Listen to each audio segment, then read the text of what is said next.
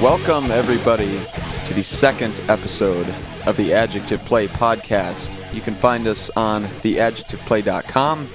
We're also on facebook.com/theadjectiveplay, on Twitter @adjectiveplay, and also on YouTube at youtube.com/theadjectiveplay. I am your host, Andy Ryerson. You can find me on Twitter at Andy Ryerson.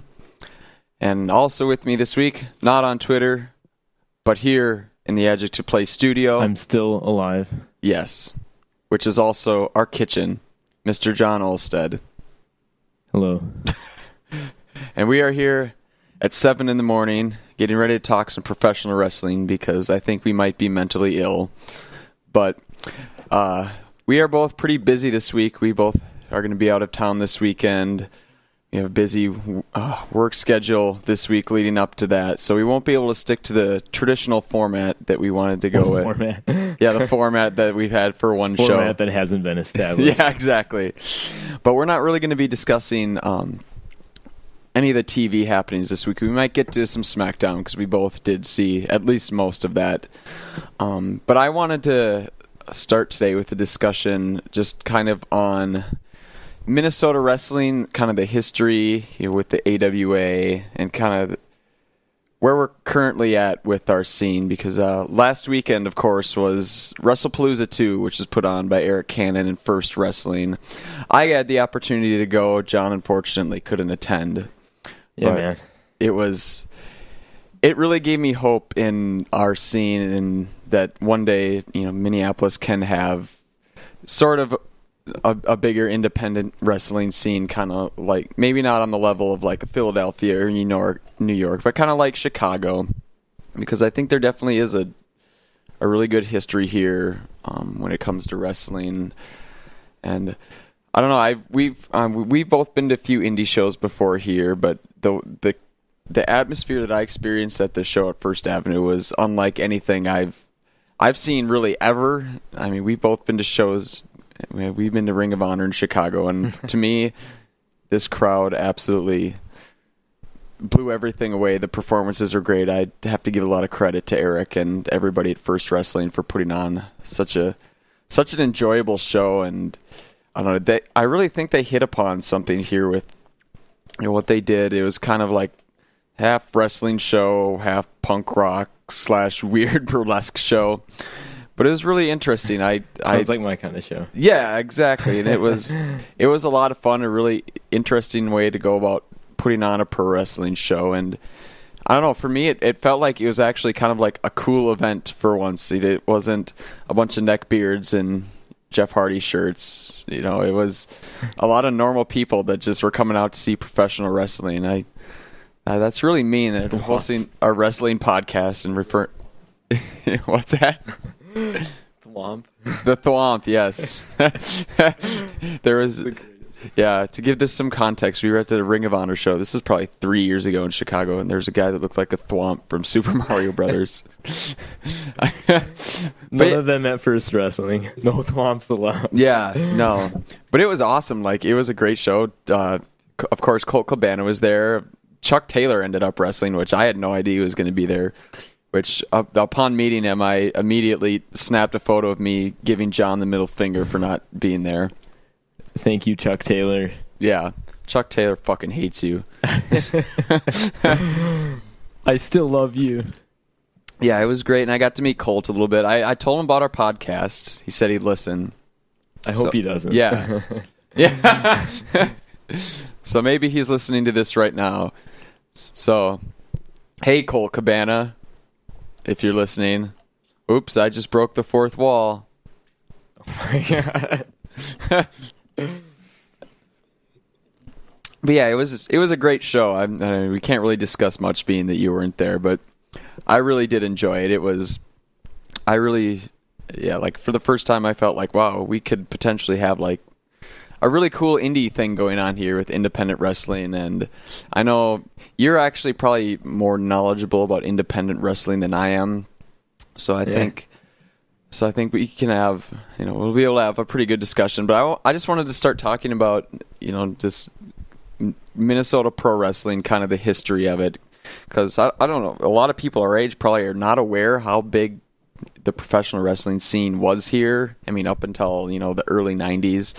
Of course, with the AWA, which was started by, I don't know if it was started by Vern Gagne. I'm not sure about my exact history, but I know it was one of the first territories to really break away from the NWA. In the 1950s, I think Pat O'Connor was the champion, and Vern Gagne had wanted to face him and be a champion. He couldn't get a shot. Yeah, exactly. And so what they decided to do, they said, you know what, fuck this. Which it was Thez he was chasing.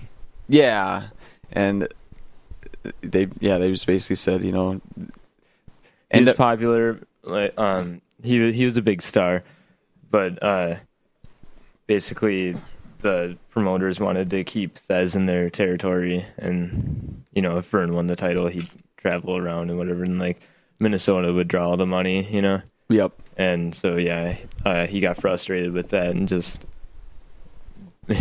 basically took his branch of the NWA out of it, and that's what became the AWA.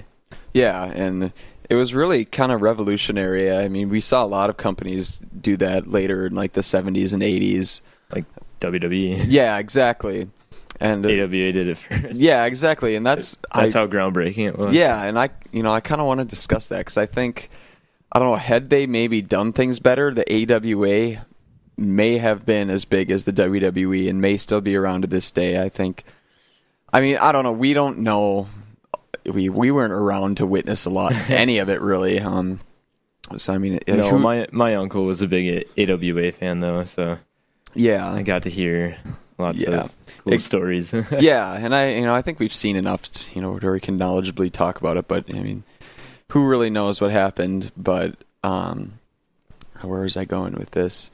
I think I mean, a lot of people don't know. Like, Hulk Hogan really took off in Minnesota. Like, I think he'll even admit that himself. Like, Minnesota is where Hulkamania was born. Basically, he'd done a little bit of wrestling before that, but never really was the big name he was until he got to Minnesota. I mean, this was after he filmed Rocky III, which kind of lent a lot to his popularity. Something that's funny, you're talking about how AWA had like the potential to like be like the big company, and they had Hogan. Like, look at that. Yeah. And so that kind of speaks for why they didn't live up to their potential. Yeah, exactly. And I don't know, there's a lot of different stories about, what happened between him and Vern, but I mean, from the sounds of it, it just kind of sounds like, I mean, Vern was I think he was very more of just, he liked the straight mat technicians. He didn't like the flashy showmanship. I think he kind of believed that wrestling was more just, I don't know, he didn't believe in the sports entertainment aspect of it, which I think is, it's good and bad. Yeah, exactly. It can be good and bad, but it was necessary to really take it something that was still pretty underground to something very mainstream, and that's something they had with Hulk Hogan, was a really big mainstream kind of opportunity. And I mean, from all accounts, it looks, I mean, Vern was very stubborn, and Hulk Hogan, he'd been going over to Japan. He'd been selling a lot of his own merchandise, and basically Vern just wanted a cut of that. And obviously, Hulk wasn't going to have any. He was already fed up with him. Yeah, exactly. And just the fact that he pretty much refused to put the belt on Hogan, despite that's exactly what the fans wanted. They teased it a bunch of times. I don't know. Like I said, we weren't around to see any of this, unfortunately. We've seen footage and documentaries and stuff since, but I don't know, it's just really interesting to go back and look just to see how many people really got their start in AWA. I mean, Mr. Perfect. Yeah, exactly, Mr. Perfect. I mean, Bobby Heenan, Gene Okerlund. I mean, a lot of maybe mid and undercard guys too. I mean, like Ken Patera, Adrian Adonis, Ric Flair. Well, yeah. Was he ever in AWA? He was trained by Vern. Oh, yeah, that's right. He was trained by Vern. I don't know if he really did a whole lot in AWA, but yeah, he was trained by Vern. I think he might have had a lot of the same problems that Hulk did with him, But I mean, even like Jesse Ventura, who went on to become, well, I believe just one of the best commentators. By the time he got to WWF, he had like some sort of injury, I believe, that he couldn't wrestle. But I mean, the point I'm trying to make here is that there is a really deep history with professional wrestling in this state, and I mean, after the AWA went away in the early '90s, it's kind of died off in a lot of ways, which I think is kind of sad. I mean, given the history that there is here, given the foundation and the background that Minnesota does have in professional wrestling. Sorry, my cat is going crazy in the background. Fucking Scummulus. Yeah. Scummania is running wild. But I don't know. I'm interested to hear kind of your thoughts of the potential for a rebuilding of a kind of a niche independent scene here in the state of Minnesota. Well, I think that'd be awesome. Yeah. It'd be a lot more convenient for me instead of having to drive to Chicago or whatever. Yeah. But I don't know. I only have really been to a few here. Like that Armory show we went to. Yeah. Also the Steel Domain. Yeah. Yeah, and I mean we do have that, and that's stuff that we've the Steel Dome. That was like the crowd surprised me. It was because I've seen like videos of other indie shows, with like 5 people in the crowd. Yeah, exactly. Not even clapping. Yeah, I think, and that was what I feared. I didn't want to be like the 6th guy there. I didn't want to be with them. Yeah. But yeah, it was a decent crowd for what it was, and it was really fun too. Yeah, and I think a lot of that is what promoters are going to have to do, and I think a lot have figured out is they're going to have to bring in some national guys. Maybe not. I don't want to see like old 50-something retreads from back in the. Oh, you mean like some indie guys? Yeah, like cool indie guys. Yeah, really cool indie guys like Colt and Chuck Taylor. If they got to book them more often. Yeah, and the smart crowds would come up.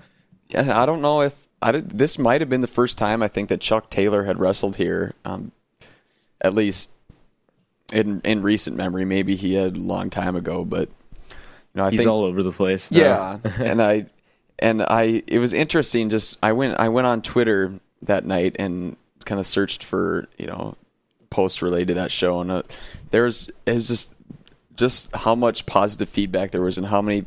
I mean, Dave Penzer had one that just said he thought it was just an incredible atmosphere, and he wants to bring Shimmer over here now. So right, that's Penzer, right? I might have my names totally mixed up. Let me think. But I know his face. Yeah, but I think WrestlePalooza II really kind of did change a lot of people's. Prazak. Dave Prazak. David Penzer. That was like the WCW ring announcer guy, right? Yeah, Dave Prazak, not Dave Penzer. Oh, I sound like an idiot. You're right. Yeah, he's a ring announcer. Yeah, I was say he's the WCW ring announcer. How the fuck did you think? I have no idea. Dave Prazak. He graduated with a C+ average. The more you know. Yeah, exactly. But I think it did. Fuck you, average Dave Penzer. Going back to WrestlePalooza, it did kind of turn a lot of heads. I think it definitely for me. Dave Penzer. I'm sorry, everyone. Not really. Fuck you all. Continue. Yeah, but I don't know. I really felt something changed there that night. And I think this event really hit upon, like I mentioned before, a really good formula. A lot of the indie wrestling events that are around now are your standard like in bingo halls and like school gyms and stuff. It's very family friendly, very kid oriented, which is okay, but I don't think in independent wrestling there's a lot of money to be made there. You're never going to draw a huge crowd that way, like it was in the AWA days where they could fill the Civic Center with that brand. But this first wrestling... No, that's just not going to happen. Yeah, anyway. But that's not what, we want to happen anyway, Yeah. That'd be great, but we just want, it to catch on. Yeah, and you look at, like, all the big... the East Coast or something. Yeah, all the big indie wrestling promotions in the country, and I think they are more focused on the older audience. They're more kind of cutting edge, and I'm trying to think the word for it, but I don't know. They more cater to kind of people our age and the hard hitting action. Yeah, and flips exactly. And I'm not saying like just like cursing and titties all the time. Like that's not what I'm saying, but yeah, exactly. More hard hitting action, kind of a little more edgy, and there definitely was a lot of edge at the WrestlePalooza II show. I mean, having burlesque dancers come out and perform between matches, I don't know. It was something really unique, and I don't know. I really think they got something there. It was just really cool, and I think it was the main event, the last match. It was Eric Cannon versus Chuck Taylor against. It was like a 4-corner survivals match, and then the other two were Pete Huge and I think it was some character called El Chivas Blanco, which I think is in either like a goat or a lamb mask, and then like a woman's gymnastics leotard. But like I don't know, the crowd got into it, and it was it was super entertaining, and probably my favorite part about it was this is kind of so Minnesotan, kind of the way that our politics are leaning now. But at the end of the match, El Chivas Blanca proposed to Pete Huge, and the whole crowd chanted yes, yes, yes. And I don't know, it was so bizarre for me to see a crowd full of wrestling fans advocating for gay marriage. Like that's not something, but like I said, this seemed like a different sort of crowd. It was not your typical neckbeard, lived in their mom's basement wrestling fans, which I think created a really cool atmosphere. Like it wasn't your traditional independent smark heavy crowd where they just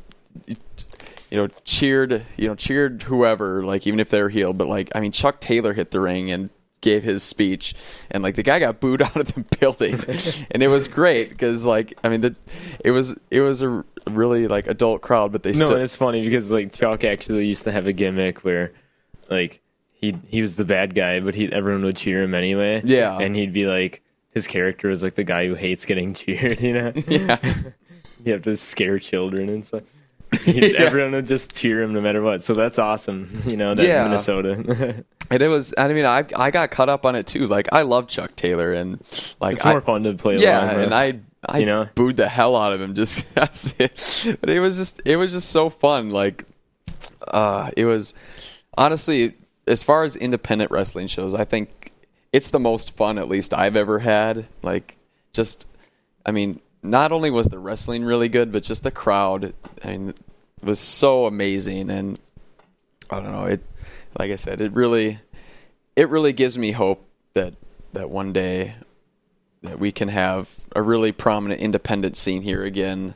It's kind of been building. They've been doing the first wrestling shows for a few years now, but I really think now they've kind of hit their stride. They've kind of figured out something now. And I got to give credit to Eric for just coming up with such an ingenious idea of having this weird punk rock burlesque wrestling show sponsored by PBR. Like, if that doesn't sound like the most fun thing ever, I don't know what does, to be honest. But yeah, it was WrestlePalooza 2 was great. I'm sure they're gonna do another one, here in a few months. I don't know why they wouldn't. It was incredible, honestly. So, It just Minnesota wrestling. I think it's on the rebound. So, I hope so. Yeah. So, being that we're on the topic of Minnesota wrestling and kind of just discussing the past, present, and future, I just kind of wanted to, let's say, tomorrow they open Minnesota Pro Wrestling Hall of Fame. They need inductees. We each get 2 picks. This can be either wrestlers that are from Minnesota or really, made a big name for themselves in Minnesota. And I want to know who... Wait. Okay. You start. Give me some time. Okay. I thought about this a little bit. I didn't want to think about it too much. But obviously, if there's going to be a Pro Wrestling Hall of Fame in Minnesota, my first inductee would be Brock Lesnar. And I know he's had a relatively short career in pro wrestling, compared to some of these other people, but just based on what he's done in pop culture, period, and just how much of a dominant force he was, while in the company, and still to a degree is to this day, even though he's part-time. And on top of that, just being a national champion from the University of Minnesota. I think I got to put Brock Lesnar in there. I think he's not a person that's really associated much with Minnesota anymore. I mean, he still does live here. I don't know why, but I think Brock Why Lesnar. not? Yeah. You gonna argue with him? No, I think he's a good pick. Yeah, I think He's a monster. Yeah, exactly. He's There's never been any pro wrestler like him before.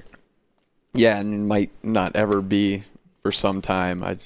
The guy's such a just physical anomaly, really. I had to put him in. So that was my easy first pick, and there's so many others that I'd consider for my second one, but I don't know. I think in the end, like we mentioned earlier, even though he wasn't really around here for long, you got to have Ric Flair. I mean, that was gonna be mine. Yeah. Finally, oh my god, damn you. Well, you can have X-Pac if you want. You stole my joke too. Way to go. Way to fucking ruin the podcast, Andy. You're absolutely welcome. I mean, Ric Flair, probably, arguably, the best wrestler of all time. You can certainly make a case for guys like Shawn Michaels, also those are my top 2. Yeah, got his start in Minnesota. I mean, him and Marty Jannetty with the Rockers, they started in the AWA. That's where he made his name. Yeah, exactly. But I don't know. Who do you got for? Okay, you put me on the spot, but I know I did. That was the point. And okay, Andy stole my Rick, but I got 2 other guys, Mr. Perfect and Rick Rude. Yes, totally. those are probably 3 and 4 on my list, to be honest with you. Yes. I mean, and I don't really have to argue why. I mean, they're both great talkers. They both stood out. Yeah. Had memorable characters. Oh, absolutely. And phenomenal workers. It's everything you need. They could connect with the crowd. Yeah. Crowds hated them, Exactly. Rick with his like hip swaying, right? Yeah. And I believe they both go to high school together? Yeah. They were best friends. Yeah, I think it was like Robbinsdale or something. Yeah. It was Robbinsdale. Yeah, unfortunately, neither 2 lives cut short. Yeah, and now we get Curtis Axel in his place. But no, I think those are 2 great picks. Never mind. Why? What do you got? Yeah, they were great.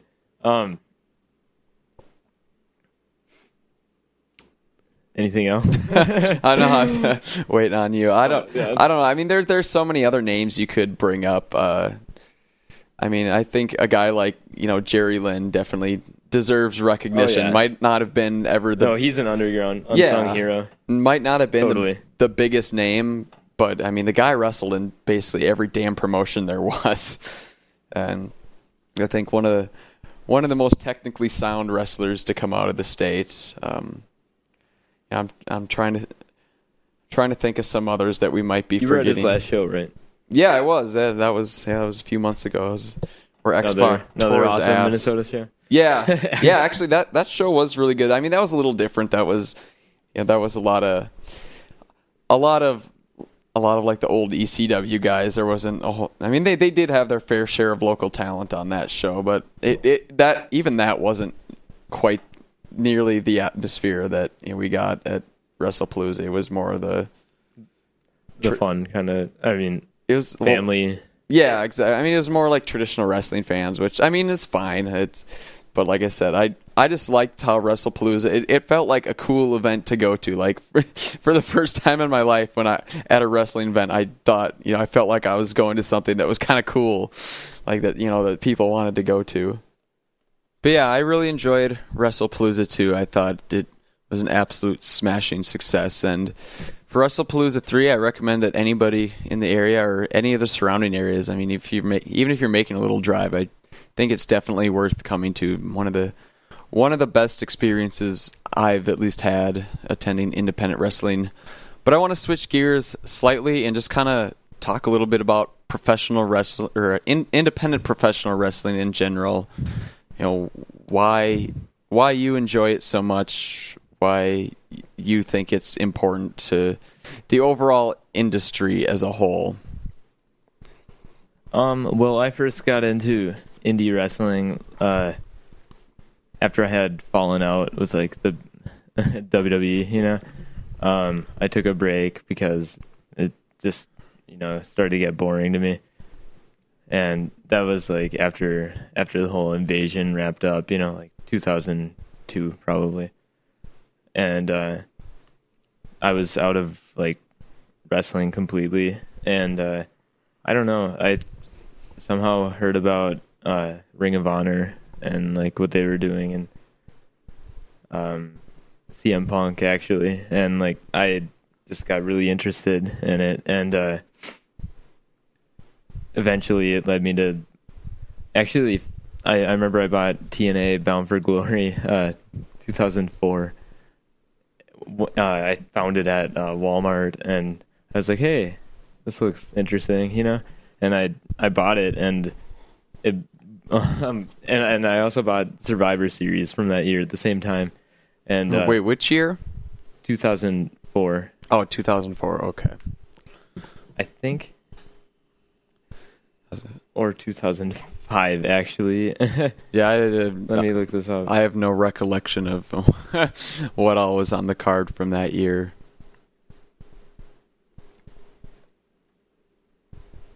Okay, well, anyway, it was the year where Rhino won the belt from Jarrett in the main event. Okay, but that's not why I liked it. I mean, the whole card was like all these guys I didn't know, and it was pretty solid from top to bottom, and I enjoyed that like so much more than like the Survivor Series. That was also pretty lackluster. Yeah, and then I got Joe versus Punk 2 from ROH, and I mean, once you get past like the production values and everything, you realize it's like just really good wrestling, in-ring action, and they had some really compelling characters in it. And, yeah. It just shocked me, Yeah. how much better and like different it was. Exactly. At least at that time. Yeah, and that's, I think, kind of the big hurdle a lot of people struggle to get over with independent wrestling is that lack of production, that, lack of all the bells and whistles and, fireworks and pyro and God knows what, you get with, WWE. I think a lot of people kind of struggle to look past that in a lot of ways, but once you do, I think you get a product that is just, yeah, like you said, at least in ring wise, it's just in many cases just so much better. I remember right there's a lot of variety and stuff that you don't see. Exactly, and you know, a lot of different types Styles. of styles and characters even that you're not going to get in like a mainstream WWE product. I mean, WWE does what they do. They do what they do, and they do it pretty well. But there's all these different personalities, these really cool personalities and characters you get in independent wrestling that you don't really get with the mainstream product. Oh, you aren't going to see a 60-minute draw time limit, Exactly. That just completely shocked me. Yeah, and like, how enjoyable that can be. I mean, yeah, I was drawn in the whole match. Yeah, I think wrestling fans nowadays are trained just to have such a short attention span, especially if you're not watching the pay-per-views, which not a lot of people do. A lot of people are strictly, they just watch maybe Raw, maybe SmackDown. I'm not really sure anybody really watches that much anymore. But yeah, there's like a way bigger world to it. Yeah, like overseas as well. Yeah, there's a lot of wrestling that's ignored. Yeah, and like from there I went to like CZW, PWG, Chikara, and yeah, it was great. It was just like, really exciting to be finding like all these guys for the first time and everything. Yeah, exactly. And I remember right when I was kind of getting back into it, a few years ago, I remember talking to you, and you had mentioned Ring of Honor and kind of how I should check that out. And I found like this like match compilation. I forget what it's called now. I think it was actually called Best in the World. Funny enough. But it's kind of just a collection of ROH's best matches featuring. The point of it is that a lot of like international guys, which I had no exposure to, but I fired it up and I saw on there is the full match of Samoa Joe versus Kenta Kobashi, and that classic. Yeah, to this day it's one of my favorite matches of all time. And when I saw it, I had absolutely no idea who either of these guys were. Like, I just that really strong style, like, I don't know, it fascinated me. And just the whole dynamic that the match played with the crowd, it really intrigued me. It was up until that point I'd seen WWE or WWF back in the day, and then WCW, and it was just a whole, like you said, a whole nother world. Something kind of it was just so much different, and I don't know, it really fascinated me. And I mean, I still say, to this day, I still do more focus on the mainstream product. It's just so much more accessible. But yeah, when I do sit down and watch like some of these independent events, I know like not long ago we watched a bunch of Evolve shows, and it's just, even guys that you have no idea who they are, it's just, their matches are so enjoyable. They speak for themselves. Yeah, they're just doing so many revolutionary, really cool things that you don't really get on the mainstream television product. I don't know. I think for people that if you're listening to this podcast, I mean, it kind of shows you're kind of into professional wrestling, and if you don't know much about independent wrestling or haven't been exposed to it much, YouTube has a plethora of great indie content out there. Moments. Yeah, exactly, and there's just so much out there too. Like, I think independent wrestling is kind of on the downturn a little bit right now as a whole, as compared to say 2004 and 5. Yeah, exactly. A decade ago. I mean, it's just a kind of a byproduct of the talent getting swiped up by WWE, and which, I mean, I'm not condemning that at all.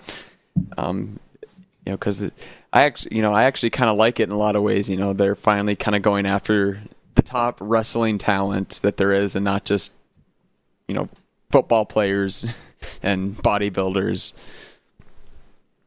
But I don't. There still is a lot of good stuff out there. If somebody were to come up to you and ask you right now, like, I want to get into professional wrestling, what's good out there right now? What should I check out? Outside of WWE. Outside of the WWE, outside of TNA, what's going on right now that you would recommend them checking out? Depends on what they're looking for. I I think match-wise, PWG's just doing so great right now. Pro Wrestling Guerrilla, for those unfamiliar. I mean, they don't really work around storylines much. It's just like exhibition matches, and they're able to get like all the top stars from like the West and East Coast and international talent, and really just bring it all together in like these big super cards, and it's really entertaining. Yeah, it is match wise, and the commentary, like, it's hilarious. Yeah, exactly. And so you get that too. You get humor and action. Yeah, that's kind of. I think that's kind of the West Coast style right now. They're really strong technical matches, but at the same time there is that element of comedy to just about everything. I mean, you see it with PWG and Chikara, which sadly is not around, at least for the time being. Nobody really knows kind of what's going on with Chikara right now. I mean, I would also recommend that one too, to watch what you can, because it's just the wackiest thing I've ever seen. Yeah, exactly. And to me, it's like a comic book. Yeah, right. And that's kind of when I enjoy wrestling the most, is just when it's just so wacky. It's just, I don't know. Chikara was great. I mean, we'll see if Chikara is even going to come back in some form. There's a lot of... I think you're getting worked. Yeah, probably. I'm not even going to try to speculate, because Chikara is just too complex. Yeah, exactly. But I mean, yeah. Also Ring of Honor, Yeah. Like, I mean, I don't think personally they're nearly as good as they were in the past, but I think they're on the upswing, sort of, except I guess recent events kind of... Whatever, we'll get to that. Yeah, I think we'll have a lot to say about that. And later. Then, of course, Dragon Gate USA and Evolve, both run by Gabe Sapolsky. They're really good too. Yeah, and I mean, especially with Dragon Gate USA, you get a lot of the Japanese talent, which, they're completely unique. Yeah, really fast-paced action. Yeah, crazy spots, triple team moves. Yeah, non-stop action. It's like for fans with ADD. Yeah, exactly. That's kind of a good way to put it. I mean, even Japanese wrestling, I think, isn't even quite as big over there as it used to be. No, but I mean, they are still outputting a lot of talent. Not like the 90s. Yeah, exactly. Now New Japan's pretty great. I guess. I mean, I'd recommend a lot. That's probably harder to get into since, language barriers and everything. Yeah. But, so I'm saying there's a lot of variety out there. That's why it all depends on what you're looking for. But yeah, exactly. Those are all the really good. Or if you're into blood and guts, like my friend, Mr. Jim Tracy. Yes. Yes. CZW. Yeah. And I would recommend that, actually. I'm a fan of the product now. Yeah, exactly. And you see them kind of moving. I mean, they still do have a lot of their death match, their really blood and guts type of stuff, but they are kind of shying away from that a little bit and including a lot more, technical type of wrestling. I mean, that's where... Junior heavyweights. Yeah, I mean, that's where, John Moxley, who's now Dean Ambrose, really made a name for himself. Before, of course, coming to WWE. It's just you did make a good point. I mean, there's just it all depends on what you're into, and that's the thing about indie wrestling. There's really something out there, I think, for everybody. No matter what you're into. I personally enjoy pretty much all of it. I think it's because like WWE, they try to cover all the bases. They try to give you everything, and they come up weak on a lot of it. But these promotions, they'll focus on like one strong point and like really like make something of it. And I mean, like I said, CZW with like the hardcore or whatever, junior heavyweight now, and Ring of Honor, their basis since they started was pure wrestling, Mm-hmm. and Chikara comedy, it goes on. Yeah, exactly. So I kind of just kind of want to mention a few names here then, just for people kind of looking to get into this. I want to know for you personally, who, let's say, give me 3 names, 3 people who you think are the 3 top guys in independent wrestling that you think anybody looking to get into independent professional wrestling should know and should check out. That aren't signed? That aren't signed, yes. Oh, that's kind of hard now. Yeah. Definitely Kevin Steen. That was going to be my first suggestion as well. He's a beast of a man. Yeah. And the craziest motherfucker you've ever seen. Yeah. Really a guy who's not, of any mold that you would see, today on like a WWE. He is a very unique character, I would say, but very entertaining, very, very capable of the ring. I mean, the guy's been around for, God knows how long now. And I haven't really been keeping up much of. Is he still with ROH or is he? Yep. Okay. So, I mean, that is one guy that Ring of Honor still has going for them. They've lost a lot of talent over the last few years just due to signings and Jim Cornette. But I don't know. So, all right. So we got Kevin Steen at number 1. Who is another guy that you would recommend? How about you give your number 1 first? Yeah, like I said, I'm sorry, I'm unprepared. Yeah, no, we really did the minimum amount of show prep for this. This is really last minute and it's still 8 a.m. Yeah, I don't know. I was, there's a lot of the guys that, I really got into that I really loved in independent wrestling are, now with bigger organizations, guys like Tyler Black. Because if you would have asked me like like a while ago, I would have said like El Generico or Sammy Callahan, John Moxley, but like they've all been signed up now. Yeah, well, I don't know. I think at this point we can still kind of count Sammy Callahan. Well, he's great. Yeah, and from all accounts, it does sound like he is on his way to WWE now. And I actually first saw him. I had absolutely no idea who he was. The first Ring of Honor show I went to in Chicago, I think he was in the opening dark match against... I might be totally wrong on this. I haven't watched the show back in a while. The Rashi Brown wasn't his name? Skull Crusher. The Skull Crusher. I think it was him versus Sammy Callahan, and I had absolutely no idea who Sammy Callahan was. And my first impression was like, who the fuck is this guy? He just looked so bizarre and weird. And I think that's why he's cool though. Yeah, but at that point in his career, he had yet to really make a name for himself.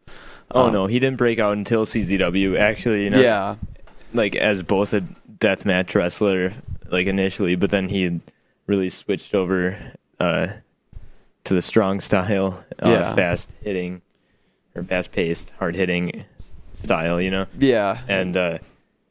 And he really, his chase for the CZW junior heavyweight title against Adam Cole, he was just putting on great matches every show. And then he got signed by Dragon Gate USA and Evolve, and PWG started booking him, I know, towards the end. Yeah. And he just gained following like everywhere, Yeah. So yeah, I mean, definitely we both recommend check out Sammy Callahan. I mean, I'm sure there's tons of stuff on YouTube. I mean, he's So I got my 3. Yeah. And he could easily qualify as my 1. Yeah, exactly. And it's Colt Cabana. Oh. Yeah. I'm sorry, Colt. Yeah, I'm kind of with you there. Why he isn't in WWE is just mind-boggling. Exactly, and that's kind of why I didn't even really think of him at first. He's the perfect fit. He seems like a lot more of a mainstream kind of presence than a lot of these other guys, and I think aside from just being CM Punk's right-hand man, I think he does really stand out on his own. He to me is totally, and he's proving it. Yeah, he's the consummate professional. He's just so good at his craft. Whether it be his in ring, his wrestling, or his even the comedy elements he does add to it, or even he just sends you home happy. Yeah, that's his goal. I mean, or even just like listen to his podcast sometime. If you're listening to this and Well, actually, I don't know if I should point them to Cole Cabana's podcast because they might stop listening to us. But no, check out. I wouldn't blame you one bit. Yeah, if you have yet to check out Cole Cabana's podcast, I think you can just find it on artofwrestling.com. Each week he kind of talks to some wrestling personality, whether it be manager, wrestler, promoter. It's congrats, Colt. We just gave you 12 new listeners. You're welcome. Damn it. No, just he's so good at is what he does. Even that, like, he just sounds like a professional. He just so good at entertaining in every way. How he of course was with WWE for an extremely short time as Scotty Goldman, which yeah. Who? You can't really. There's nothing to say about that. It was nothing. But how he to this day, has remained unsigned is just completely baffling to me. And I wouldn't be surprised if all three of them do end up there. Yeah, and you know how? Okay, you asked me earlier, like, why I think indie wrestling's important. Well, like, look at all these great guys who have been getting signed recently. The reason they're so good, they weren't always good. No, not at all. They had time to travel, and really find their style and really hone their craft before making the jump to the big stage, which I think and then is the important. end result's always like way better. Look at all the indie guys right now. Who are just kicking ass.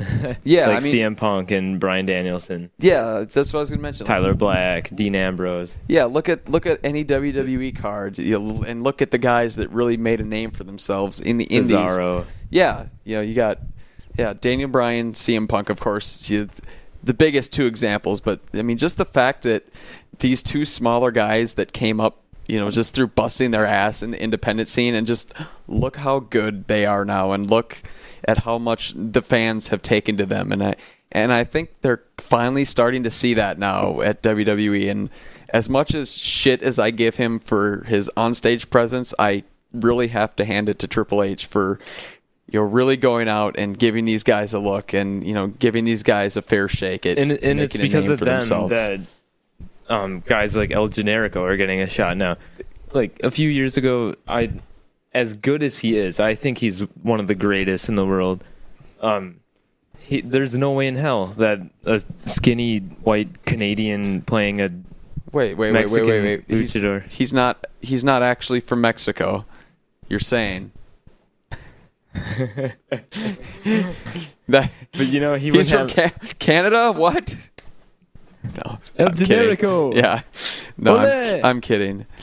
But yeah, you like you were saying, like I think we even had this discussion like not long ago. I think it was even last year. I think we were both saying, like, there was speculation that El Generico was getting looked at, potentially by WWE, and I think we both kind of were just like, there's no way this is going to happen. Like, as much as we'd like it to, he's not the guy they're into. Like, he's even then, after they kind of had been signing a lot of independent guys, we looked at him and said, I don't know, but hey, it turns out, they did sign him, and it looks like they're going to do something with him. He's on NXT now. He's unfortunately not El Generico anymore, but we'll see what happens. Yeah, that's not to say either way he has the job. Yeah, that's not to say anything against it. I think I haven't seen too much of what he's been doing on NXT, but from what I've seen so far, it seems like I think they might have something there with him.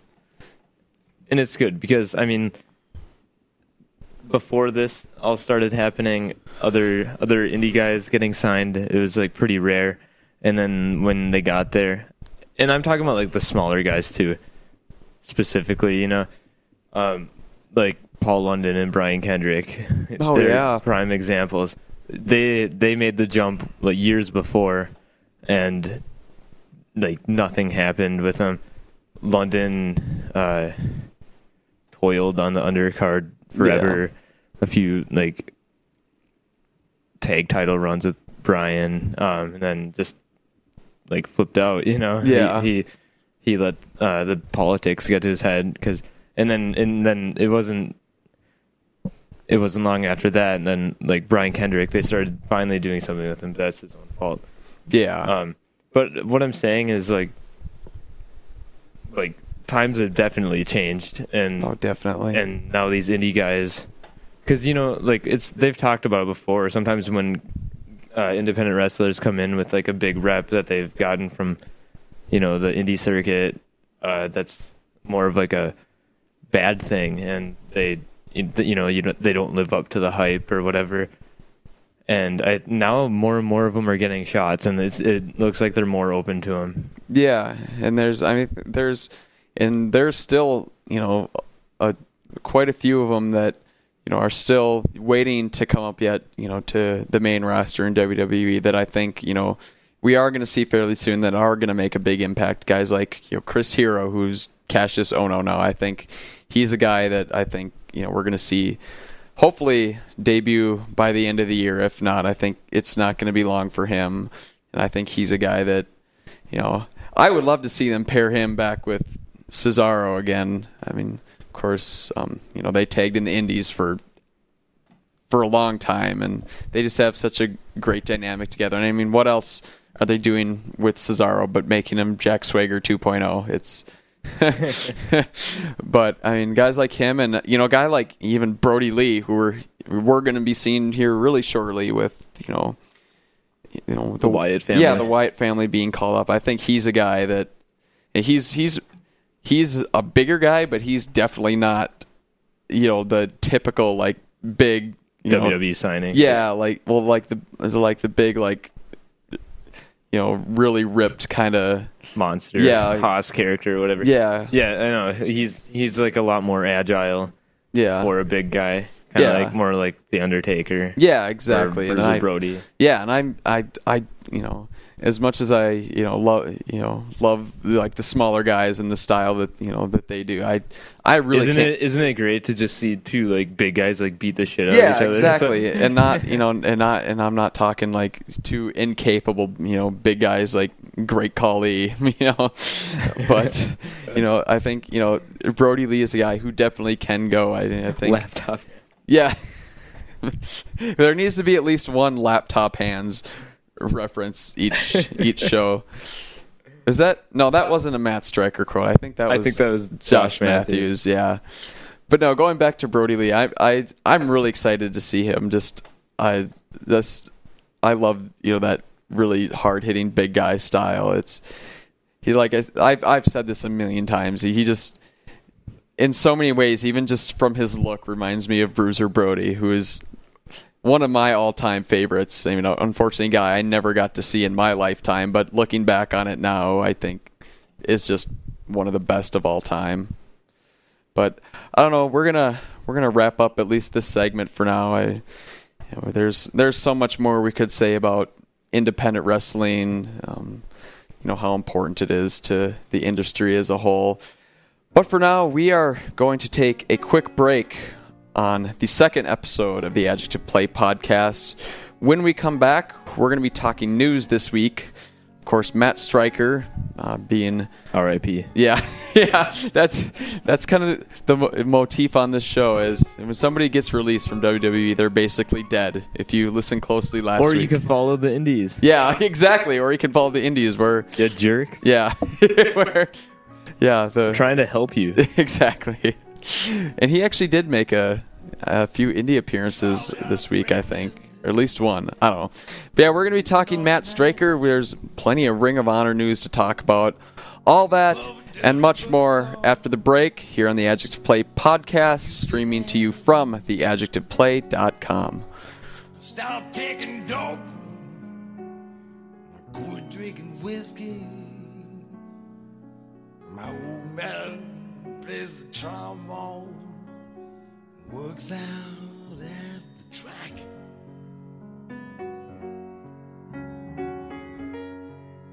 Says that he loves me, even though it's not his baby. He says that he raised him up like he was on son. He All right, we are back on the second episode of the Adjective Play podcast. We're going to start here with just a few news tidbits from the week, starting off from WWE.com. They post, WWE.com has learned that WWE has not chosen to renew Matt Stryker's contract.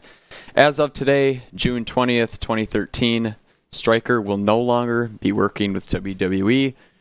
And as always, WWE wishes him the best in all his future endeavors.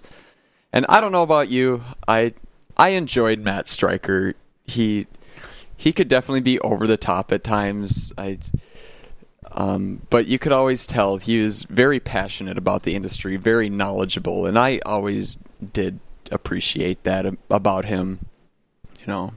Yeah, in comparison to the other commentators, they all kind of had their own style and everything, and he stood out and was very knowledgeable. Gave you the names of moves that the other guys wouldn't call, or that they'd call like a scoop slam or something. Yeah, exactly. Looking at you, Cole. Yeah. And yeah, I don't know. I mean, of course, he got overbearing sometimes. He wouldn't shut up. Yeah, and just like a brainiac. Yeah, and that's kind of his character too. Yeah, though, that's true. He was originally a teacher character, like a teacher villain. Yeah. I mean, a lot of people probably don't remember this, but when he first started with the company, he was a wrestler, and when they brought back ECW, I think he got his job because he was doing it's when he was still a school teacher, and he got in trouble for taking sick days to go up and work shows, and of course that caught a lot of attention in the media. It's just an interesting story. Yeah, and I think he said something along the lines of, I should have actually gone back and found this before we started this, but he said something along the lines of, I mean, this was earlier this week, right after it got released, how he had no business ever being in WWE, and he was just he was really thankful for he was there for a good 5 years, I think, and at the same time very heartbroken over his exactly release. And because like we said, this was his passion. Yeah, and I mean, for a guy to realize this crazy dream like that, from going from being a school teacher to wrestling and then doing commentary and whatnot in WWE, it on a personal level, I'm sure, was very cool. But I did enjoy him. Like I said, he did have the habit of kind of blowing things out of proportion, and how he everything he did, just he over. I have a hard time explaining it, but he'd see him on WWE, their documentary, and he'd be like, man, when I first heard that Crash Holly had passed away, I finally knew what it was like, for my parents when they heard that President Kennedy was shot. He would just make just overblow it. I mean, that's not a direct quote at all. That's but I mean, that's kind of a lot what he got. I got from it. It's just on these documentaries, just be so much. But like I said, he was a guy that you could tell he loved wrestling, and I did always appreciate that about him. You can relate to it, I think. Yeah, exactly. He was relatable to certain fans. Yeah. And I mean, of course, there's the infamous "I'm marking out, bro," that pretty much. I loved that. Yeah, but that was one of my favorite Matt Stryker moments. Yeah, but as far as his career goes, that was his last night commentating. Yeah, I'm pretty sure. I think after that they kind of took him away because everyone hated him. Yeah, backstage and whatever. The other commentators, you could tell, just did not working with him. It got laugh at him and bully him throughout the whole show. Yeah, and it got so uncomfortable at times. I remember, I think it was Over the Limit 2010, where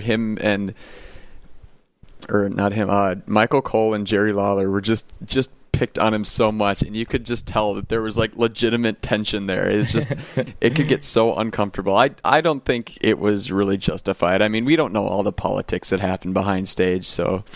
I mean, I remember, I think, here's an example, except Stryker stood up to him on this occasion.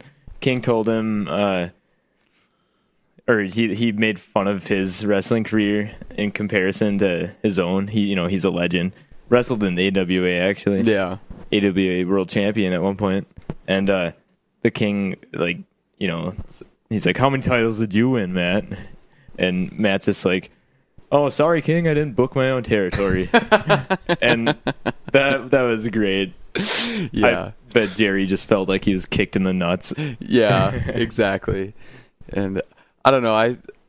I just kind of want to just discuss a little bit. I think at least for me, the last few years of Matt Stryker were kind of the most enjoyable, even though he was just pretty much the whipping boy for everyone. Yeah, exactly.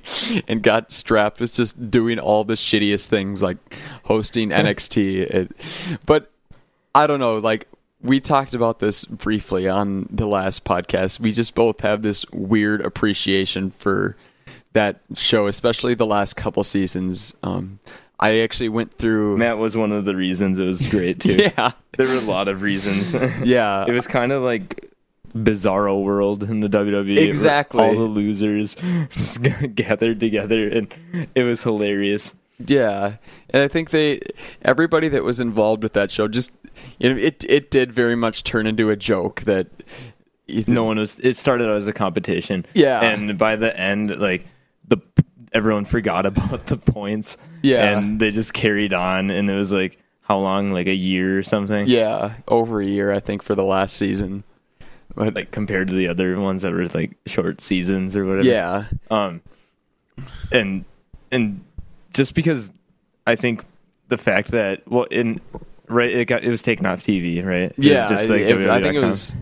I think it was like a few episodes into season 3 of the infamous Divas season, which is when it got switched to a .com show, and WWE by and large just completely stopped paying attention to it. Yeah, and that's why it was great. I mean, they started like pulling all this stuff and just having fun with the show, really. Exactly, and I actually went through the other day and watched like just highlights from the entire season 3 of NXT. Oh, I wasn't meaning 3. I meant the redemption. Yeah, what it like became. But this is like what led to it getting taken off. Basically, season 3 was just complete garbage, and everyone was aware of it. Yeah, everyone mocked it. The mentors, the commentators. Yeah, but at the same time, extremely entertaining. Yeah, and I think that ended up, I don't want to say benefiting the show, at least benefiting it for my entertainment, because I loved the last few seasons of NXT. It's just, like I said, the company stopped caring about it completely. They didn't pay attention to it, and that just gave the people who were involved with it so much freedom to just run with it and do whatever. And I think, guys like, Matt Stryker and, a lot of the undercard wrestlers that were on there just really made the best of it and made it a fun product. I think at least the most Matt Stryker related angle on NXT that to me is the most memorable is, of course, that whole kidnapping angle with him and Johnny Curtis and Maxine. It was one of the most... This is an example of Stryker always getting owned by everyone. Yeah. On an episode, he was rendered unconscious by a chloroform-soaked rag. Yeah. And thrown in a dumpster and left for dead. Exactly. I love you, Matt Stryker. Yeah, exactly. And just his willingness to just take this and just kind of run with it. Actually, he was missing for a few weeks. Yeah. There's a "Where's Matt Stryker" angle. Yeah. And they found him in the back of a broom closet, tied up. Exactly. It's just, I love his dedication. Yeah, exactly. His dream job. Exactly. And like over the last few years, like pretty much every time he was on either Raw or SmackDown, you knew he was either going to take a bump or like a cake to the face or something, and it just became this running gag within the company that just Matt Stryker was always, like I said, the whipping boy. I don't know. I will miss him. I mean, the product really isn't going to suffer that much without him. I understand, why they're not renewing his contract, but at the same time, I did enjoy him. I thought he offered something different, and at the very least, at least now, I'm sure like he can take indie bookings like anywhere. He has name value now. I mean, some, you know. Precisely. And now he can commentate matches or wrestle if he still wants to, you know. Mm-hmm. He wasn't that bad, actually. No. But I think he'll be able to commentate matches that he enjoys and can do it any damn way he pleases. Yeah, exactly. And he did mention he had some, you know, comments after the release that, you know, he couldn't say a lot of things that he wanted to say, you know, while he was commentating. WWE doesn't like to confuse their audiences. Yeah, they don't like you mentioning Japan or, you know, any of that stuff that exists outside the universe. Yeah, or calling move names that, like, anything, like, you won't hear another commentator call, like, the cattle mutilation or any obscure names like that. But like I said, it doesn't, or like you said, it doesn't necessarily hurt the product at all. No, not at all. Gone.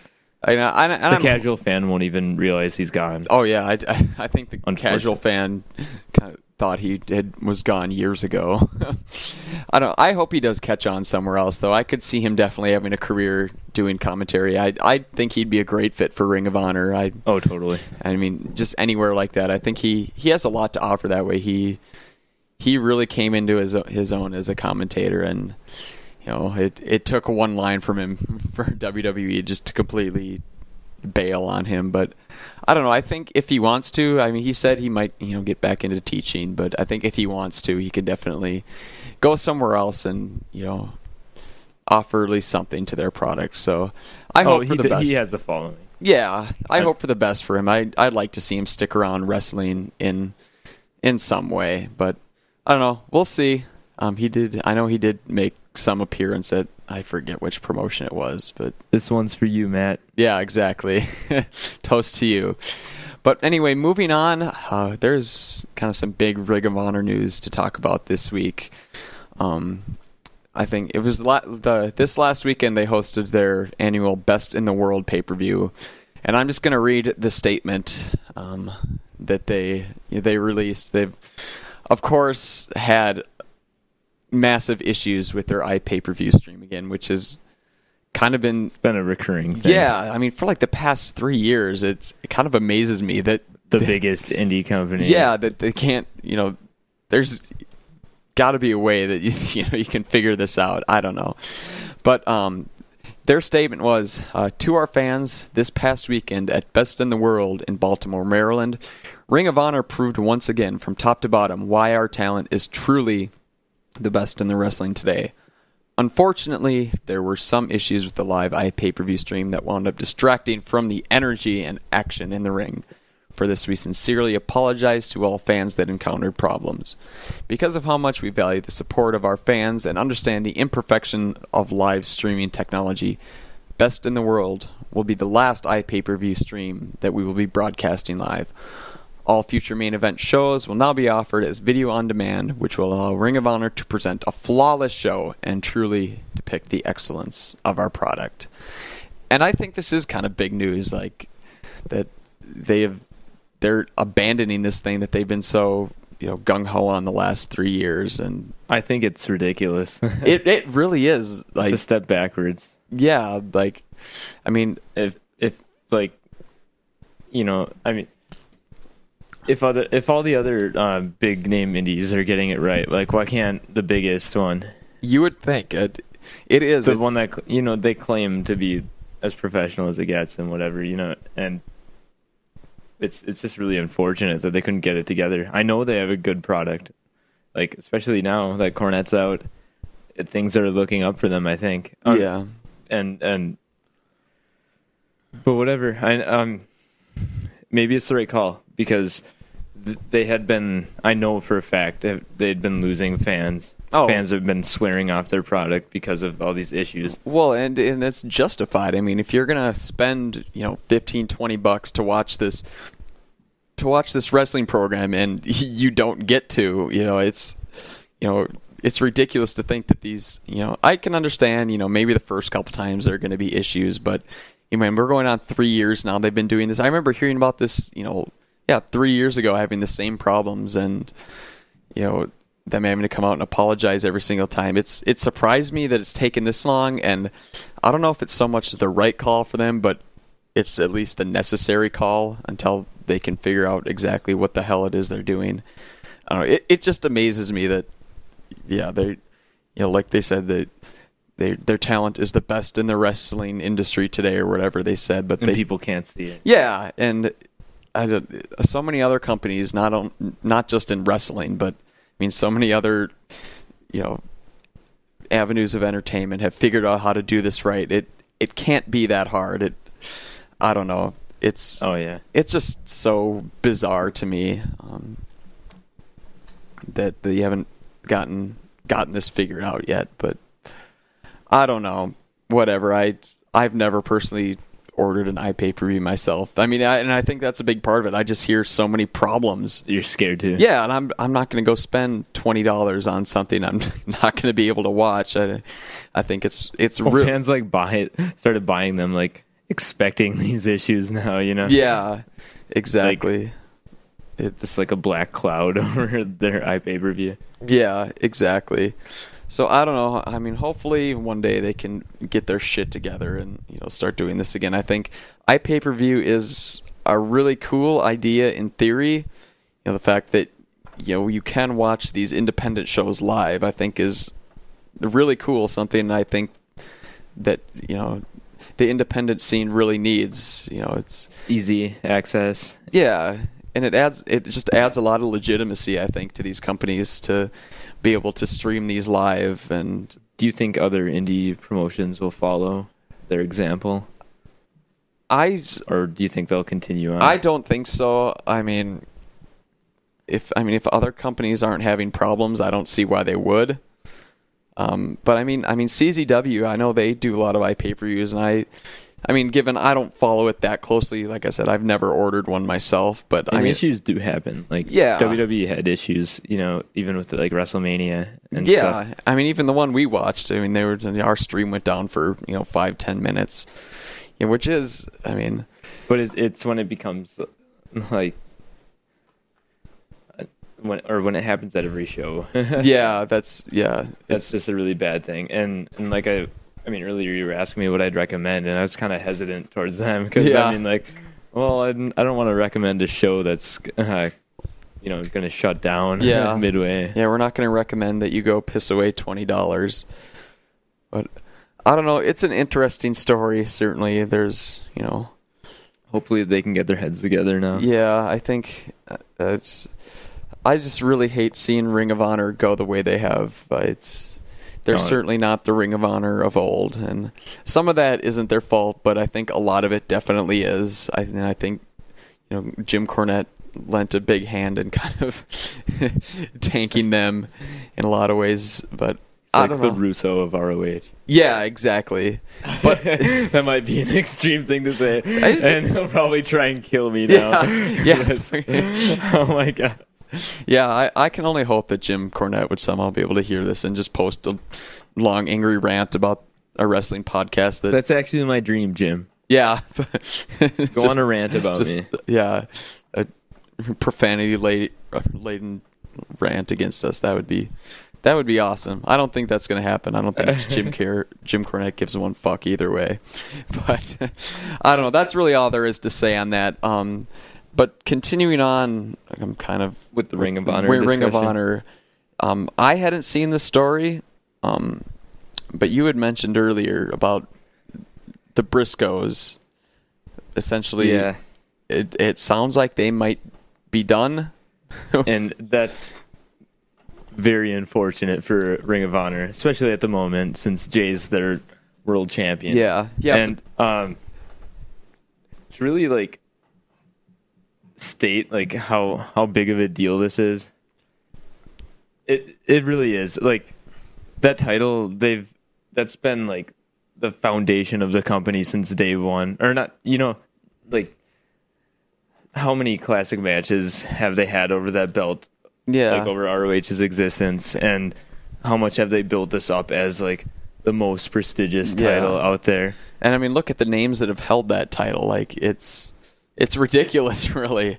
I mean, of course, CM Punk, Daniel Bryan, Samoa Joe. Yeah, and even guys like Austin Aries. Yeah, just guys that are kicking ass now. Yeah, they've all moved on and like really built their names up. Yeah, and it's just unfortunate for the company whenever they have to vacate a title.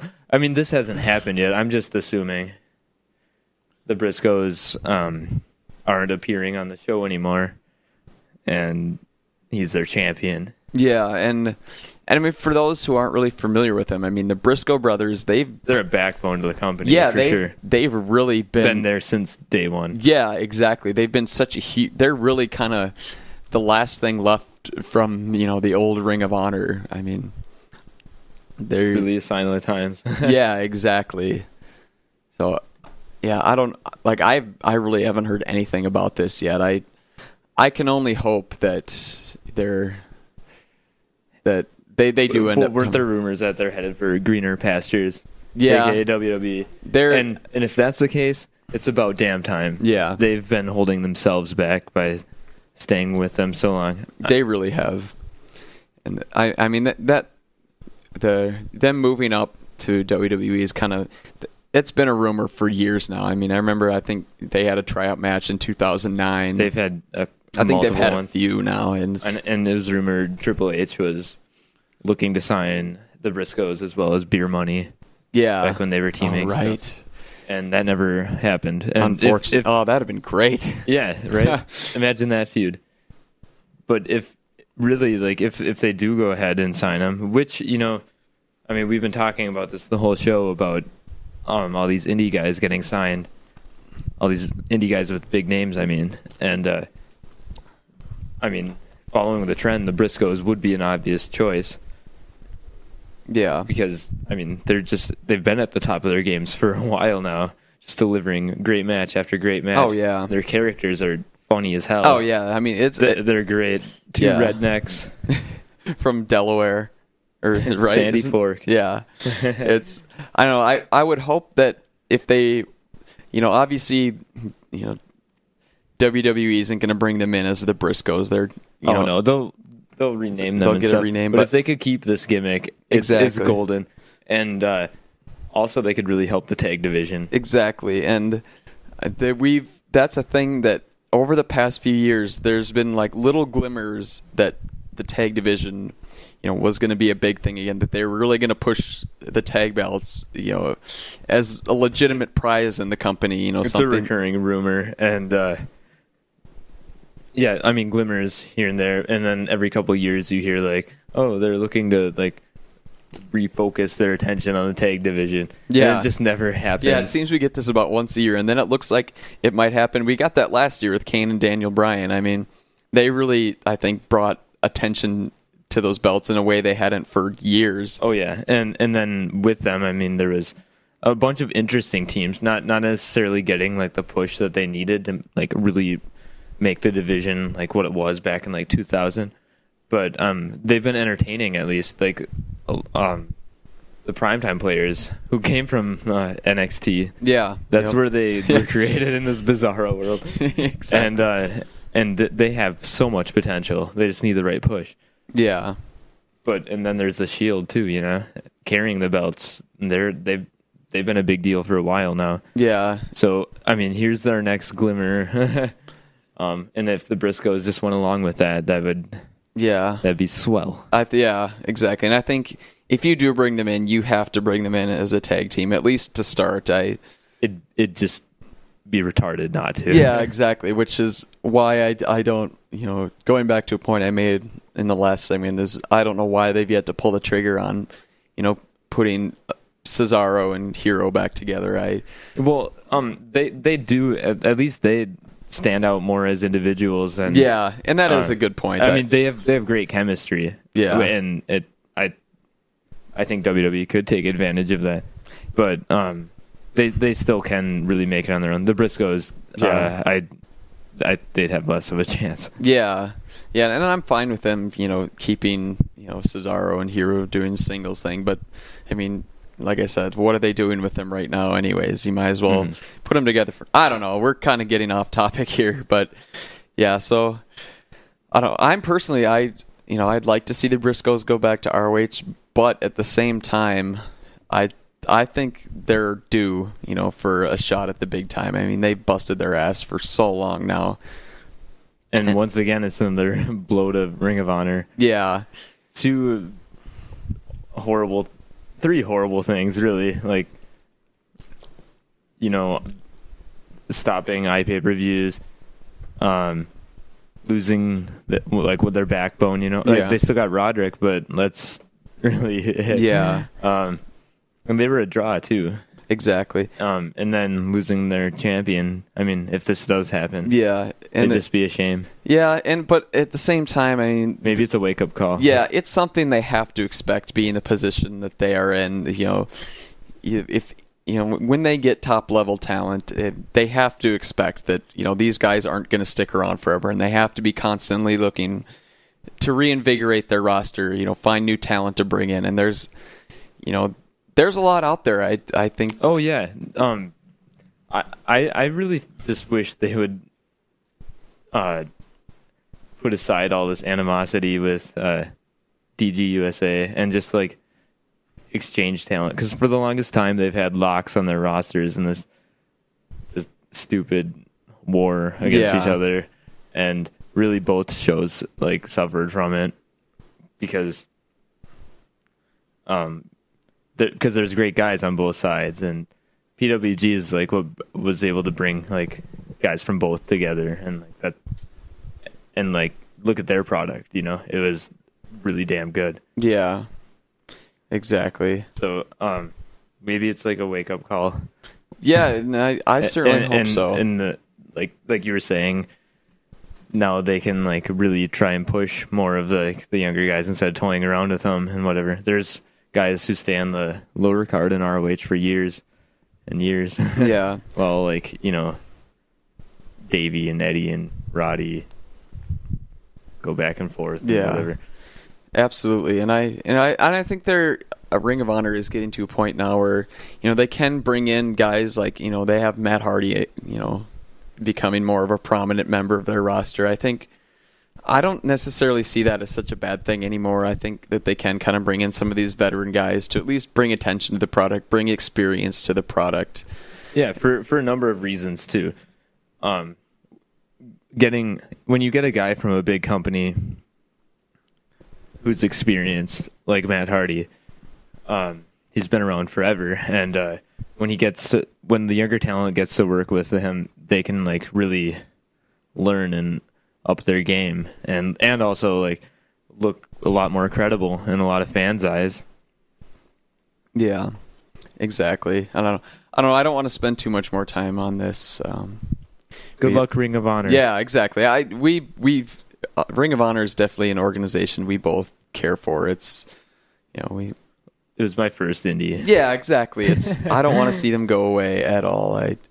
As much. I'll remember her forever. Right? It's like that old flame. They'll always be a spot in our hearts for Ring of Honor. But moving on. We're talking like it's dead. Yeah. Hopefully not yet. Along with Matt Stryker. Yeah, exactly. Exactly. The Ring of Honor, the pro wrestling graveyard. I hope not. I don't want it to become that. But just one more story I want to get to real quick. WWE has posted on their corporate website a listing for new head writer position, which I originally sent to you and said, "Hey, let's go look at apartments in Stamford," But I mean, that's so realistic. Yeah, right. In all seriousness, it's I don't know where they're going with this. I think they just hired their last one maybe a month ago and immediately gave them the axe. Well, okay, it's a really stressful job trying to appeal to everyone, and having to be like that, being the head writer working under Vince McMahon has to be one of the just most stressful jobs, and then last minute having your script torn up and have to write it an hour before the show. I can't imagine it's easy, but I don't think this level of turnover, especially at a high position like that, really speaks well for the company at this point. I mean, you can see it on TV a lot of times. It just feels so directionless at times, and seems just so, I don't know, spur of the moment, very much. Like, they're just do this, do that. Yeah, and I don't know. I'd honestly like to see more of the creative direction of the company be in the hands of the performers themselves, and this is something we've kind of seen lately. With Triple H kind of wanting to get back to having guys deliver bullet point promos, instead of like word for word. Yeah, it just gives like a better sense of realism. Exactly. When guys are allowed to express how they feel and like sound like themselves and not like so much be these characters. I mean, that's what ECW did back in the day. Heyman would like be like, all right, well, here's like what I want you to basically do. You can do it how you want to. Yeah. The point you want to get across, and go for it. Yeah. And he would, and I mean, their product was great too because of that. A lot of people bought into it. Yeah. And I think there is, definitely a lot of room for, having a creative staff kind of direct them along. But I don't know. It's just with so much, like I said, it just feels so directionless at times, so just scattered, and I don't know. But then again, like the last episode, I mean, not last night's, but the week before that we covered on our last episode of the podcast. Of course. Yeah. We both commented about how like actually like decent that show was in comparison to like a lot of others recently. And, that is true. And that show happened after the news broke, right? Yeah. And then there were rumors, that I don't know how legitimate this is, but that the script was helped written with Heyman and Dutch Mantel, or aka Zeb Coulter. And look what happened, though. I don't know if that's the case, so don't quote me on it, but if Heyman's involved, that's what he's going to do, Yeah, and same with Coulter. He's been successful like everywhere he's done, like Puerto Rico and whatnot. Yeah, and I think that's something they should seek out, is having more people in these positions with wrestling experience, because a wrestling booker writing a wrestling show. Yeah, who would have thought? Yeah, you would think this would just make kind of sense, and I get the entertainment aspect and why they kind of bring in people from other industries.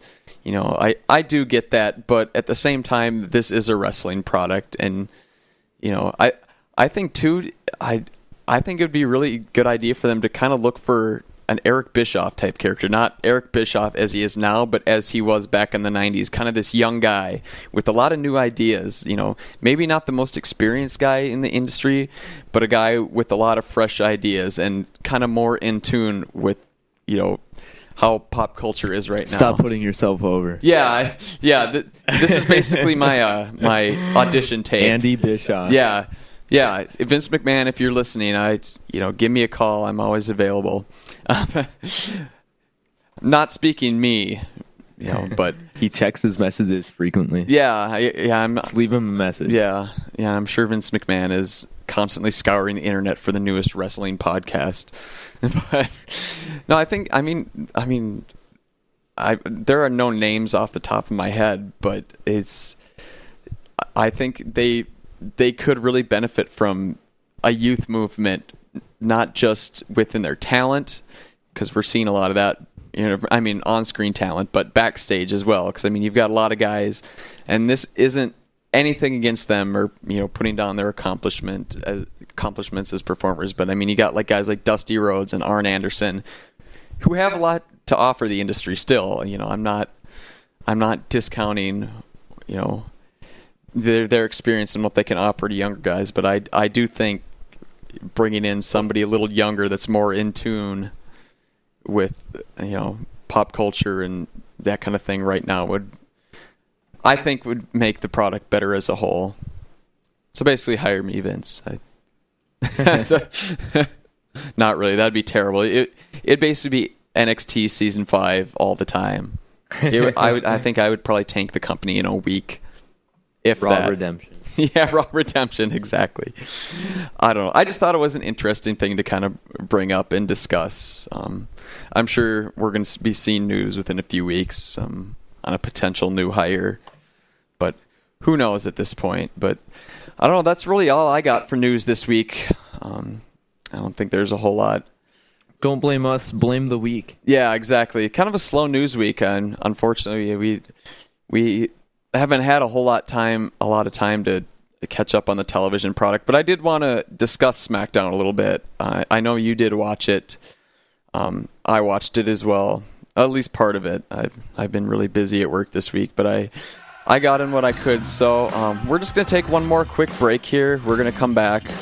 We're going to do some SmackDown talk, maybe do a little Impact talk as well, and then we'll close out this second episode of the Adjective Play podcast. We're going to be back next week with a full episode covering all the events in TV. We'll probably cover a couple weeks of Raw, but yeah, we'll be back after one last quick break. SmackDown and Impact talk right around the corner on this episode of the Adjective Play podcast, streaming to you from theadjectiveplay.com.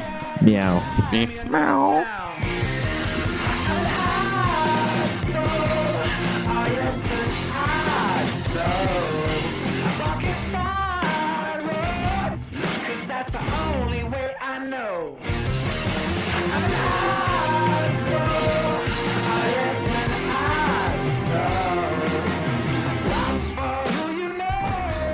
All right, we are back here for the final segment on this week's episode of the Adjective Play podcast. We're not going to get as in-depth as we did on the last one about Raw, but I did want to kind of talk a little bit about SmackDown last week. A lot of interesting stuff happening, the continuation of the Daniel Bryan storyline, which we went to an in-length discussion about. The show opened up with Daniel Bryan coming out and just basically saying, I've never had to stop a match because of an injury. And this is just the company saying, I'm the weakling, kind of going on with that whole thing. And how Randy Orton pitied him and, didn't, respect him. Exactly.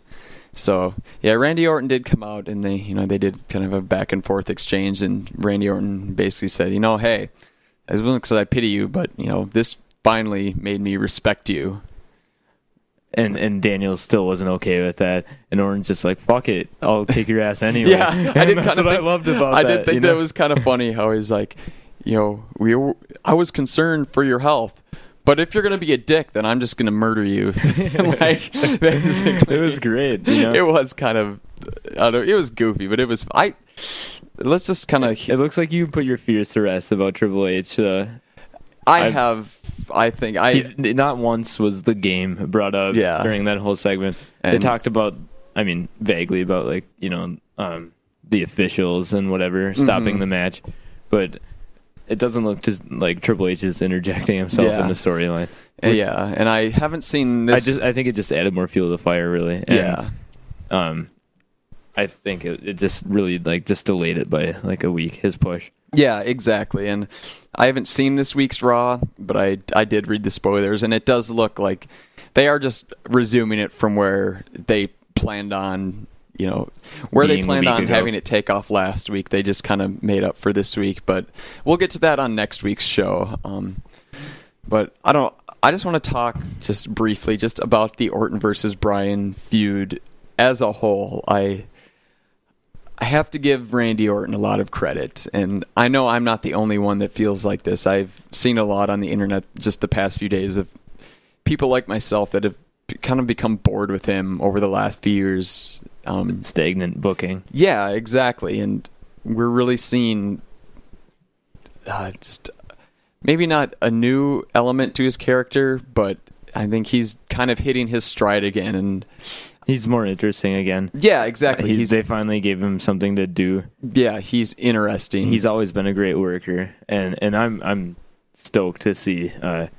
I know Bryan can bring out the best in anyone, but Orton certainly can too. Yeah, and them colliding, that could be just great. And they just have such a great chemistry together.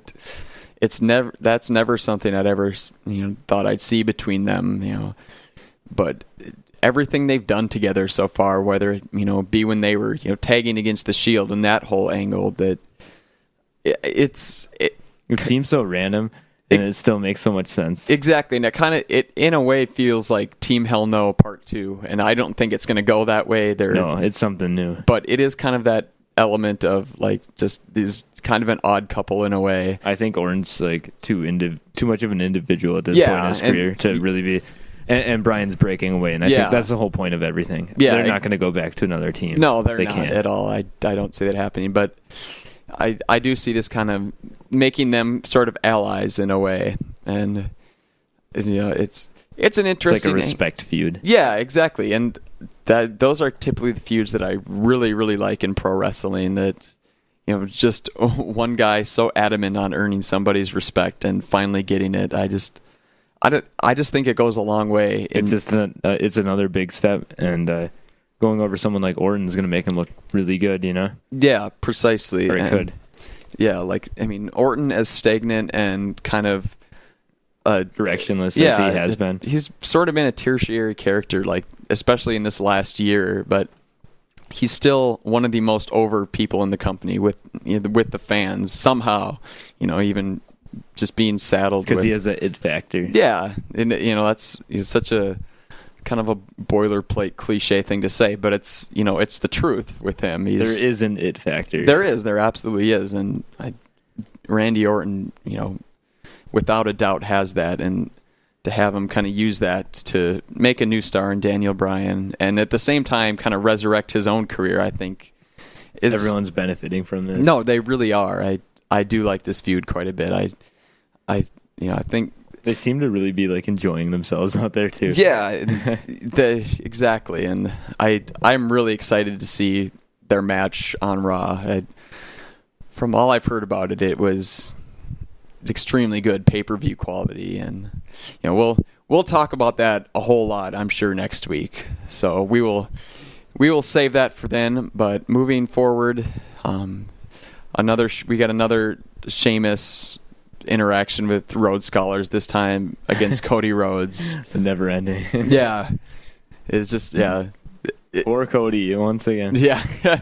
But whatever. It was short. Sheamus wins with the cloverleaf. I don't remember much about this match. I fell asleep by this point. I tried to watch it one night after work and was just so exhausted. It was just a short little match. Yeah, there's nothing you can say about this. It's just a continuation of this little feud between Sheamus and Sandow that they have going on. Or who knows if it's really going to lead to anything important. I think it's just a filler feud. Yeah, and I think where this is leading, I think they're just going to both end up being in the Money in the Bank match. I know that they've announced the participants, and I might be completely wrong because I have no idea. I didn't look, but I don't know. Whatever. I don't want to talk about this feud anymore. It's whatever at this point. It seems like it's just we get a throwaway segment between them every week, and there's not much to say about it. But in the next match, we had the Intercontinental Champion Michael McGillicuddy with Curtis Axel. Sorry, Curtis Axel defeated Wade Barrett in the title rematch from the Payback pay-per-view, of course. Curtis Axel retained. I don't know. Do you have anything particular to say about that? I don't remember how that one ended. Yep. Skip. We had the Divas match after this. AJ defeated Natalya. I don't remember. Like I said, I'm not going to have much insight about this show at all. I mean, it would look a lot... Natalya's great. It would have looked a lot better if she had been booked better recently. What happened to her? The Great Khali happened to her. And Hornswoggle. Oh, God. That's...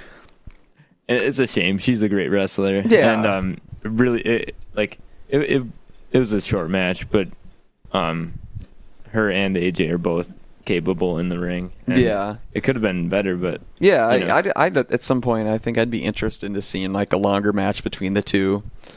I think they're definitely sticking with AJ and Caitlyn for the time being, which I'm not sure if that's the right call. Yeah, it's I really don't know where they're even going with that at this point. I mean, because you've got the whole element with Ziggler turning, but AJ's still kind of the heel character, and I think her and Big E are gonna hook up. Yeah, that's the most awkward couple of all time. Right.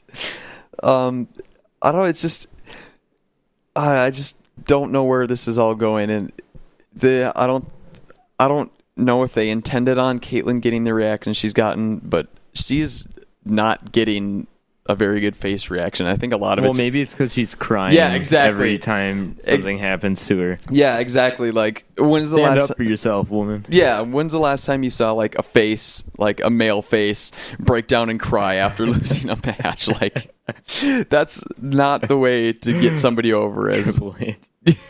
God, it's crying in the ring. Yeah, just imagine that happening. I want my title. Yeah, it's if Cena cried after he lost to The Rock. I actually would have liked that. I think that'd have been great. But I don't know. There's, like I said, I don't have much to say about this. I was asleep during this. So, but I did see some of the next match. Alberto Del Rio versus Chris Jericho.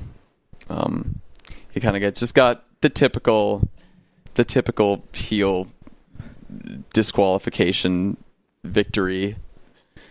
Dolph Ziggler did come out, and yeah, there was some more development in that story. Ziggler just attacking the now heel Del Rio, gets a semi good face reaction, out of it. Jericho, or Del Rio slithers away. Jericho gets angry. His match was interrupted. Yeah. Drops Ziggler and leaves. He gets a pop for that.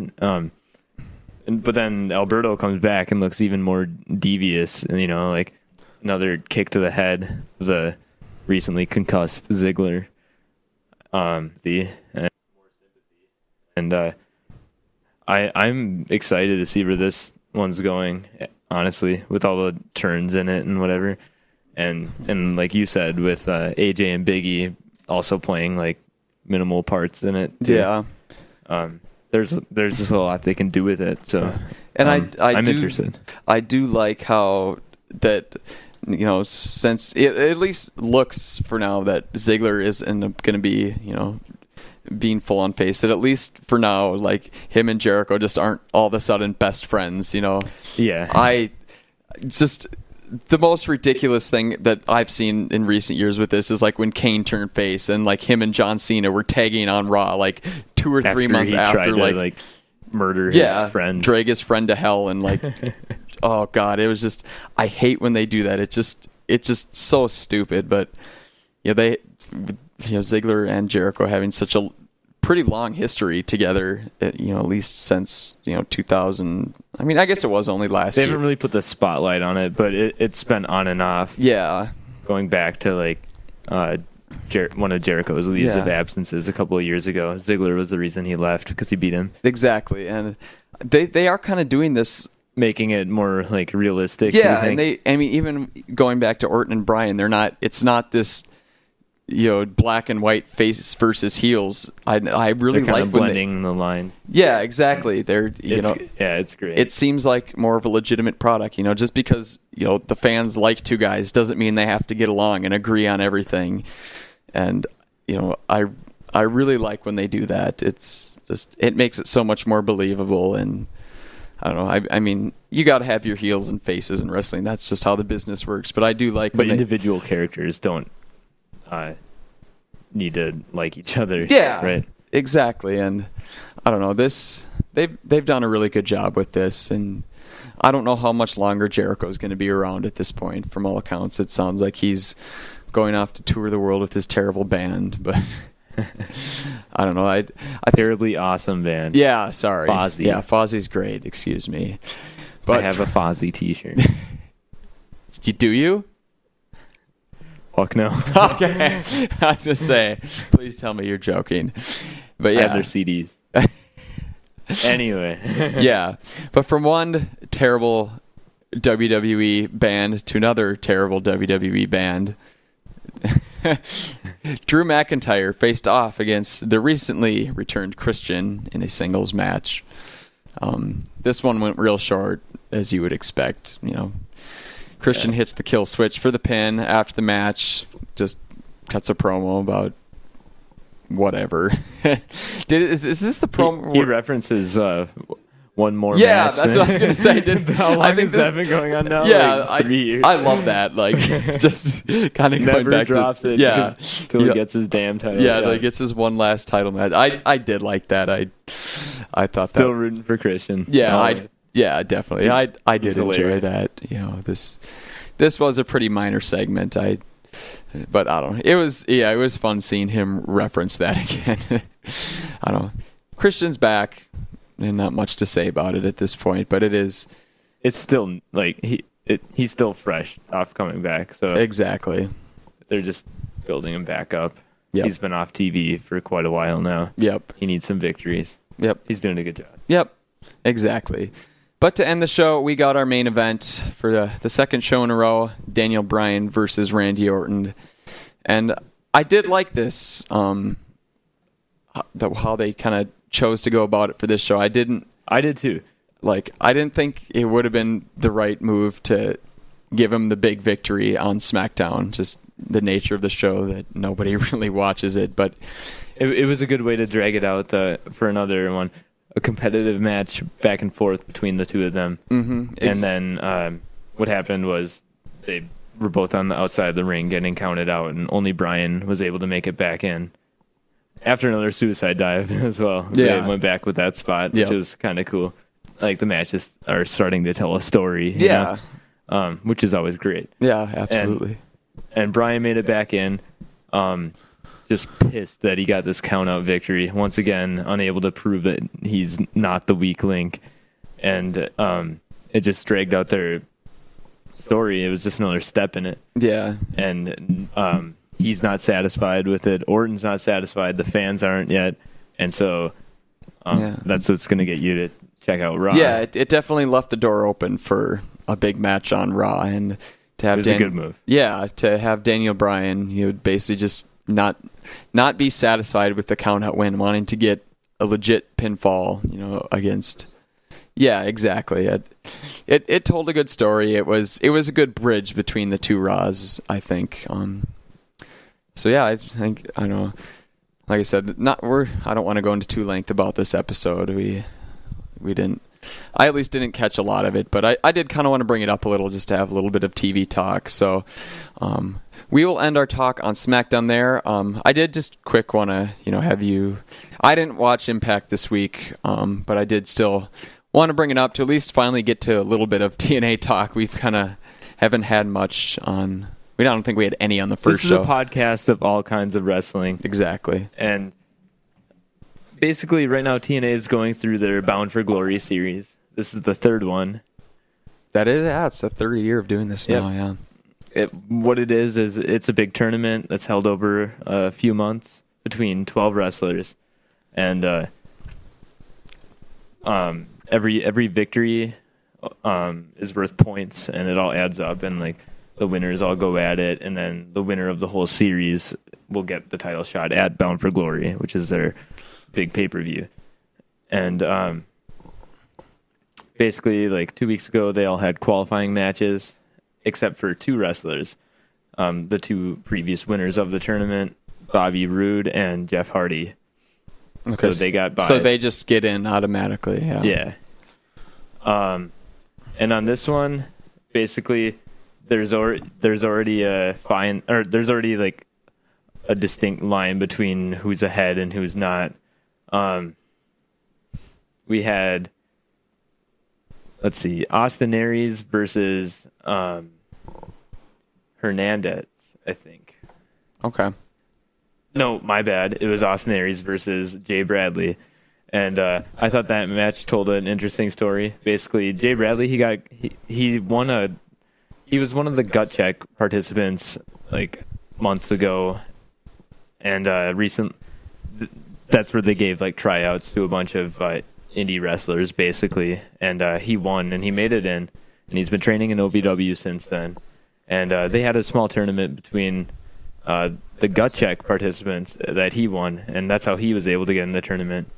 And basically in the fans' eyes, there's this big.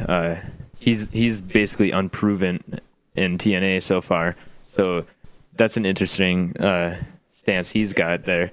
And going against Aries, who was like champion this time last year, well, just about, and so he's going like one-on-one. You got like a former world champion and ex-champion versus guy who really hasn't done anything in TNA yet.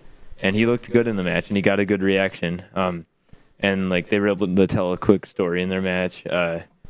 Basically, the way it played out is that he was going for all of his big moves, and Aries is like the more experienced of the two. And despite the size advantage Jay Bradley has, Aries is a really small dude.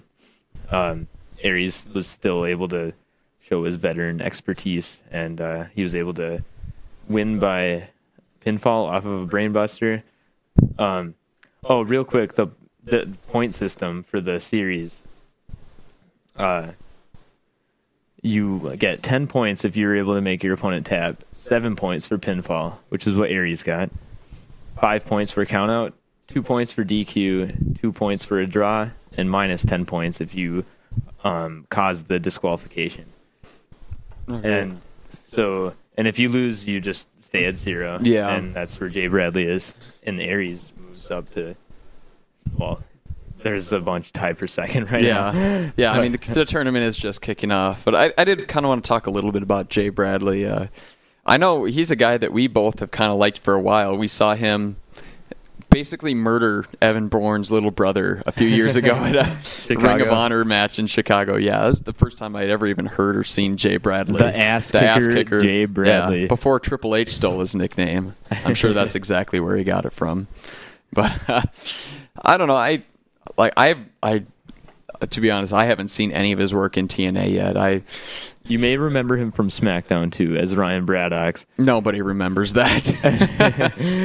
Just like you may remember Scotty Goldman. I actually think they both came in around the same time and were out around the same time. I mean, obviously, Jay Bradley, he's not going to win the tournament, but it is a way of, showing what he can do. Yeah, and just trying if he can look good in this, he can look good afterwards. Yeah, and just using it to he has a great create finisher. Another legitimate contender. I mean, down the line, I'm definitely not against what they're doing with him. He's impressed me in the mic too. Yeah, recently. I mean, nothing like amazing, but like he can talk, and he has a really old school wrestling style. I think on the back of his tights it says "Win Ugly." Nice. His finisher's a lariat. Really Stan Hansen like. Okay, yeah. That's the kind of guy. That's all you need. If you've got the lariat for finisher, I'm sold. I'll have to go. I have high hopes for him. Really. Yeah, I'll have to take a look. I plan on definitely getting trained with Punk and Cabana. Okay, yeah. I'll have to get caught up on Impact. I've been doing a terrible job of keeping up on that lately. But it's all good. The last 2 weeks were lackluster anyway. Yeah, but this one was good because I mean, it all focused on the tournament mainly, and I mean, I'm a sucker for tournaments. Yeah, I think professional wrestling things like tournaments lend itself really well to it. Just making it seem more like an actual sport, like wins and losses do matter. I do like that, to a certain extent. I mean, you've seen it done poorly, like, going back to earlier when you're talking about AWA when they had their like, God, I don't remember what it's called, but they had just some weird like tournament points, and it was just like so convoluted and stupid that. Yeah, you want to keep it simple. Yeah, and I think they have. In the first few years of the tournament, especially in the first year of the Bound for Glory series, it did seem really convoluted and just it didn't make a whole lot of sense. But now I think they've kind of at least fine-tuned it a little bit, and I don't know. I think it's a cool concept. I really like that they just have this really long extended tournament that leads to a title shot at Bound for Glory, which, for those unfamiliar with TNA, it's really their WrestleMania event. And I mean, you saw it work really well last year with Austin Aries winning and going on to. No, it was Jeff. Oh yeah, no, Jeff won. Austin Aries and then won went to face Aries. Yeah. Excuse me. Austin won the Destination X. Yeah. Whatever. It's unimportant at this point. So then there was also Mr. Anderson versus Joe Park. Oh boy. I mean, really, it was kind of like your normal Joe Park match. The other character he plays, Abyss, is actually... Wait, what? I'm sorry. His brother, Abyss. Okay, thank you. Is a good worker, and so I'm wondering why Joe Park isn't better at what he does. Yeah, you'd think he... But he is getting better. Yeah, you'd think he'd be able to get some advice from his brother. He actually almost got the win without interference from Doc. Joe Park's been... I hope he wins. Yeah, you gotta wonder if they ever, I don't know why they haven't had them on screen together yet. It seems like, they must not be close brothers. Perhaps not.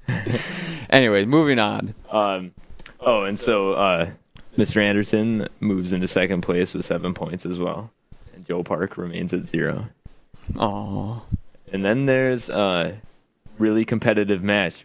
This is actually the most interesting one of the tournament so far.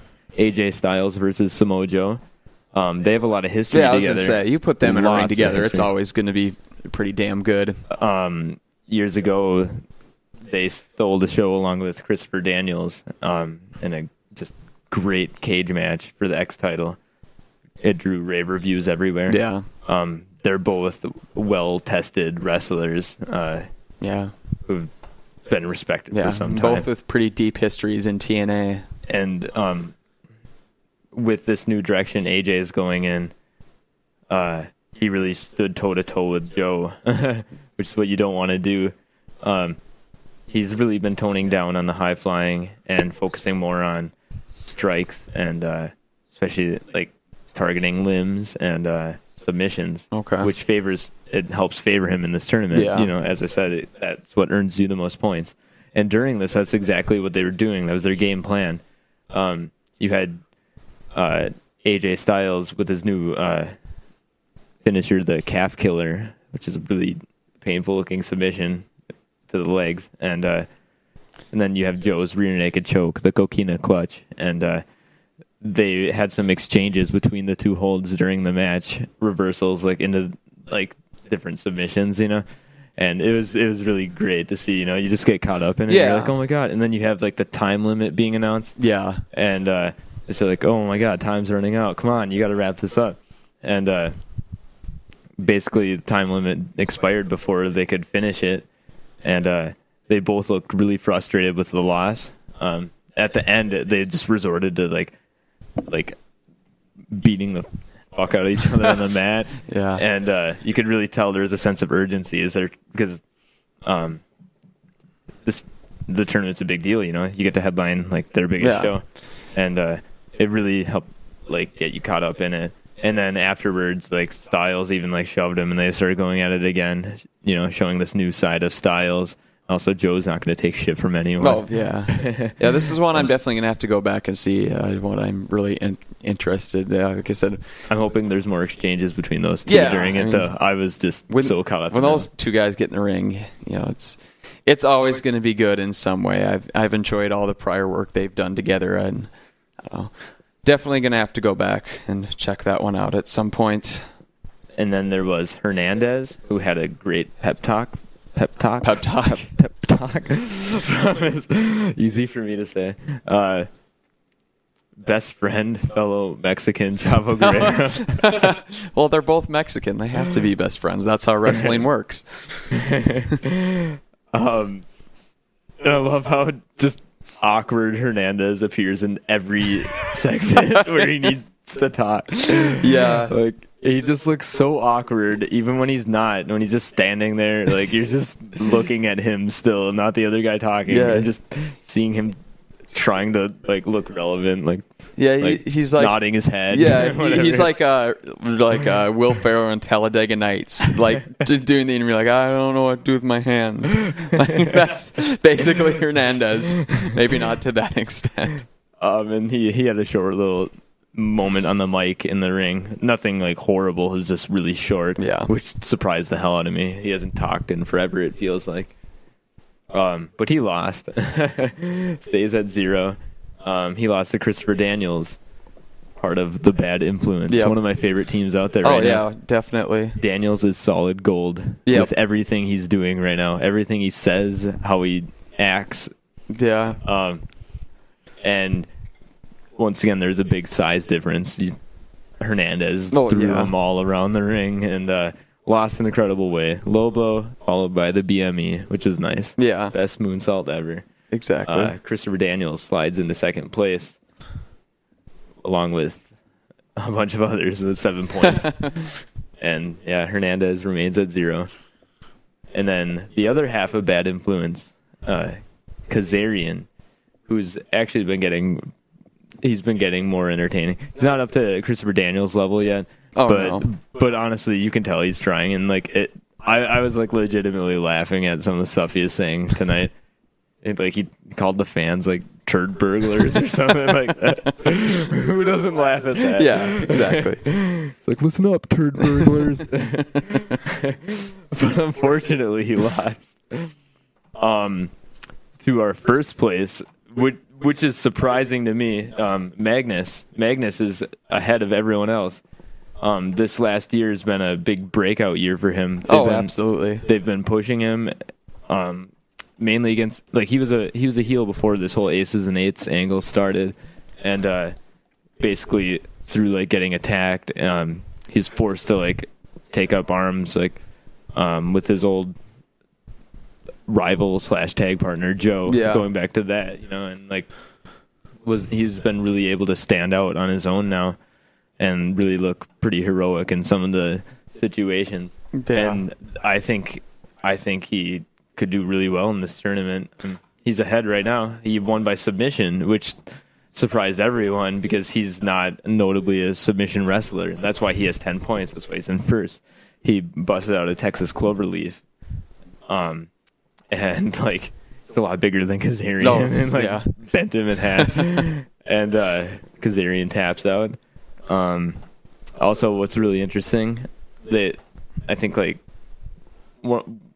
Taz or Tenay, I don't remember which one, they brought this up during the last year's series is when he originally started using that move in the first place, and then he doesn't really anymore, and now he's going back to it again.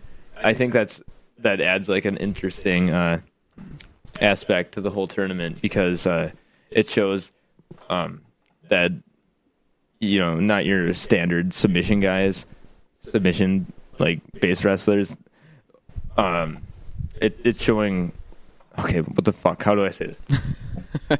It's showing that even wrestlers who aren't your submission masters are willing to go for them just so they can get that slight lead. Yeah, Yeah, exactly. I do kind of like that element to it where submission does get you a few extra points. And then again, you don't want to always try and focus on the submission because you got a time limit. Mm-hmm. And if you're not familiar with your submission wrestling, you shouldn't be wasting your time really. So it makes it a little dangerous to go for that approach. Yeah, it adds an element of risk versus reward, which is definitely something that the tournament format like this can really use to build intrigue. And I do think I still don't think Magnus is going to be a real favorite to win the tournament, but I think they are going to kind of use the tournament as a platform to kind of give him some more exposure. Because if he can do good in this tournament, above all these there's a lot of great guys in it.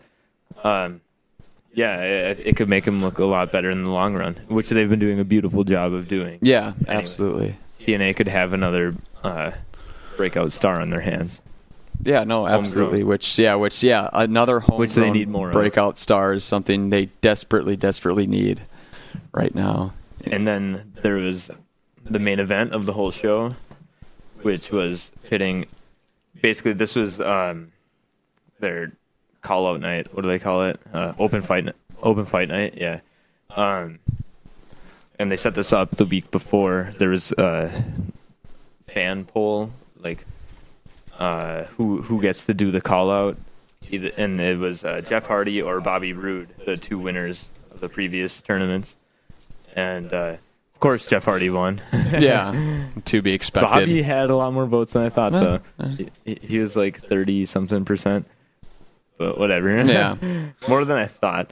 And then, of course, Hardy calls out Rude, which I don't know what the whole point of the poll was to set that up. You know, they could have just been like, all right, we'll start this off with like the two previous winners. Like, the poll was a waste of time. Yeah. It's like everyone knew he was going to call him out, and vice versa. Yeah, you know? exactly. And they even did this whole segment where everyone like Aries and like Daniels both tried convincing him not to call them out. It's like, you idiots. Like, why the fuck wouldn't he call out the guy he had beef with before? Yeah. Just to get that out of the way. Jeff Hardy wins by pinfall and moves into seventh. I mean, Seventh. He gets 7 points, moves to second. And I personally don't want like a repeat of last year. Like, Yeah, and I don't think there's going to be. and if Hardy does, like, I expect him to do reasonably well in the tournament.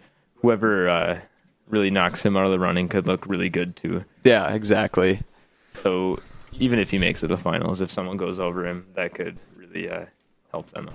For sure. And Going on to face Bully. Yeah. Which is, I have no doubt he's going to be the champion by the end of the series still. yeah, but yeah, just to wrap up this talk on Impact, I just want to know who at this point is your pick to win the Bound for Glory series when it's all said and done.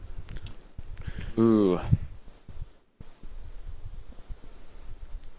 I gotta say AJ Styles. It just makes the most sense, all in all. Really, he's had such this like long build-up story of redemption, and I think this is his tournament. Yeah, I feel the exact same way. It's it's the most predictable outcome, but in wrestling, Sometimes that's that's not not a always bad the thing. worst thing. I know it's the story itself. Yeah, and TNA does kind of like to swerve the fans at times. So Because last year, Storm was like a lock to win the tournament. He was ahead for so long, and it made so much sense to have him and Rude finally finish their like pretty epic feud. It's been like on and off and on and off, and it didn't happen. So then again, like, I don't know, I'd say Styles, but then behind him would be like Hardy. Yeah, I'd have to agree with that, but I still think this is AJ Styles' tournament to lose. I think To lose? Well, he's going to win, but is what I'm trying to say. Yeah, It's his for the taking. Basically, is more or less what I'm trying to get at. So, it's the most logical way to go, and I think for this angle it works for that. Predictability isn't always a bad thing, I think, when it comes to professional wrestling. But I don't know, that's all the farther we're going to talk about Impact today. We'll definitely get around to this week's Impact on next week's show. But this brings us to the end of this episode of the Adjective Play podcast, the second ever episode of the Adjective Play podcast. In the meantime, until next week, you can find us on theadjectiveplay.com. Please like us on Facebook at facebook.com/theadjectiveplay. Follow us on Twitter at theadjectiveplay.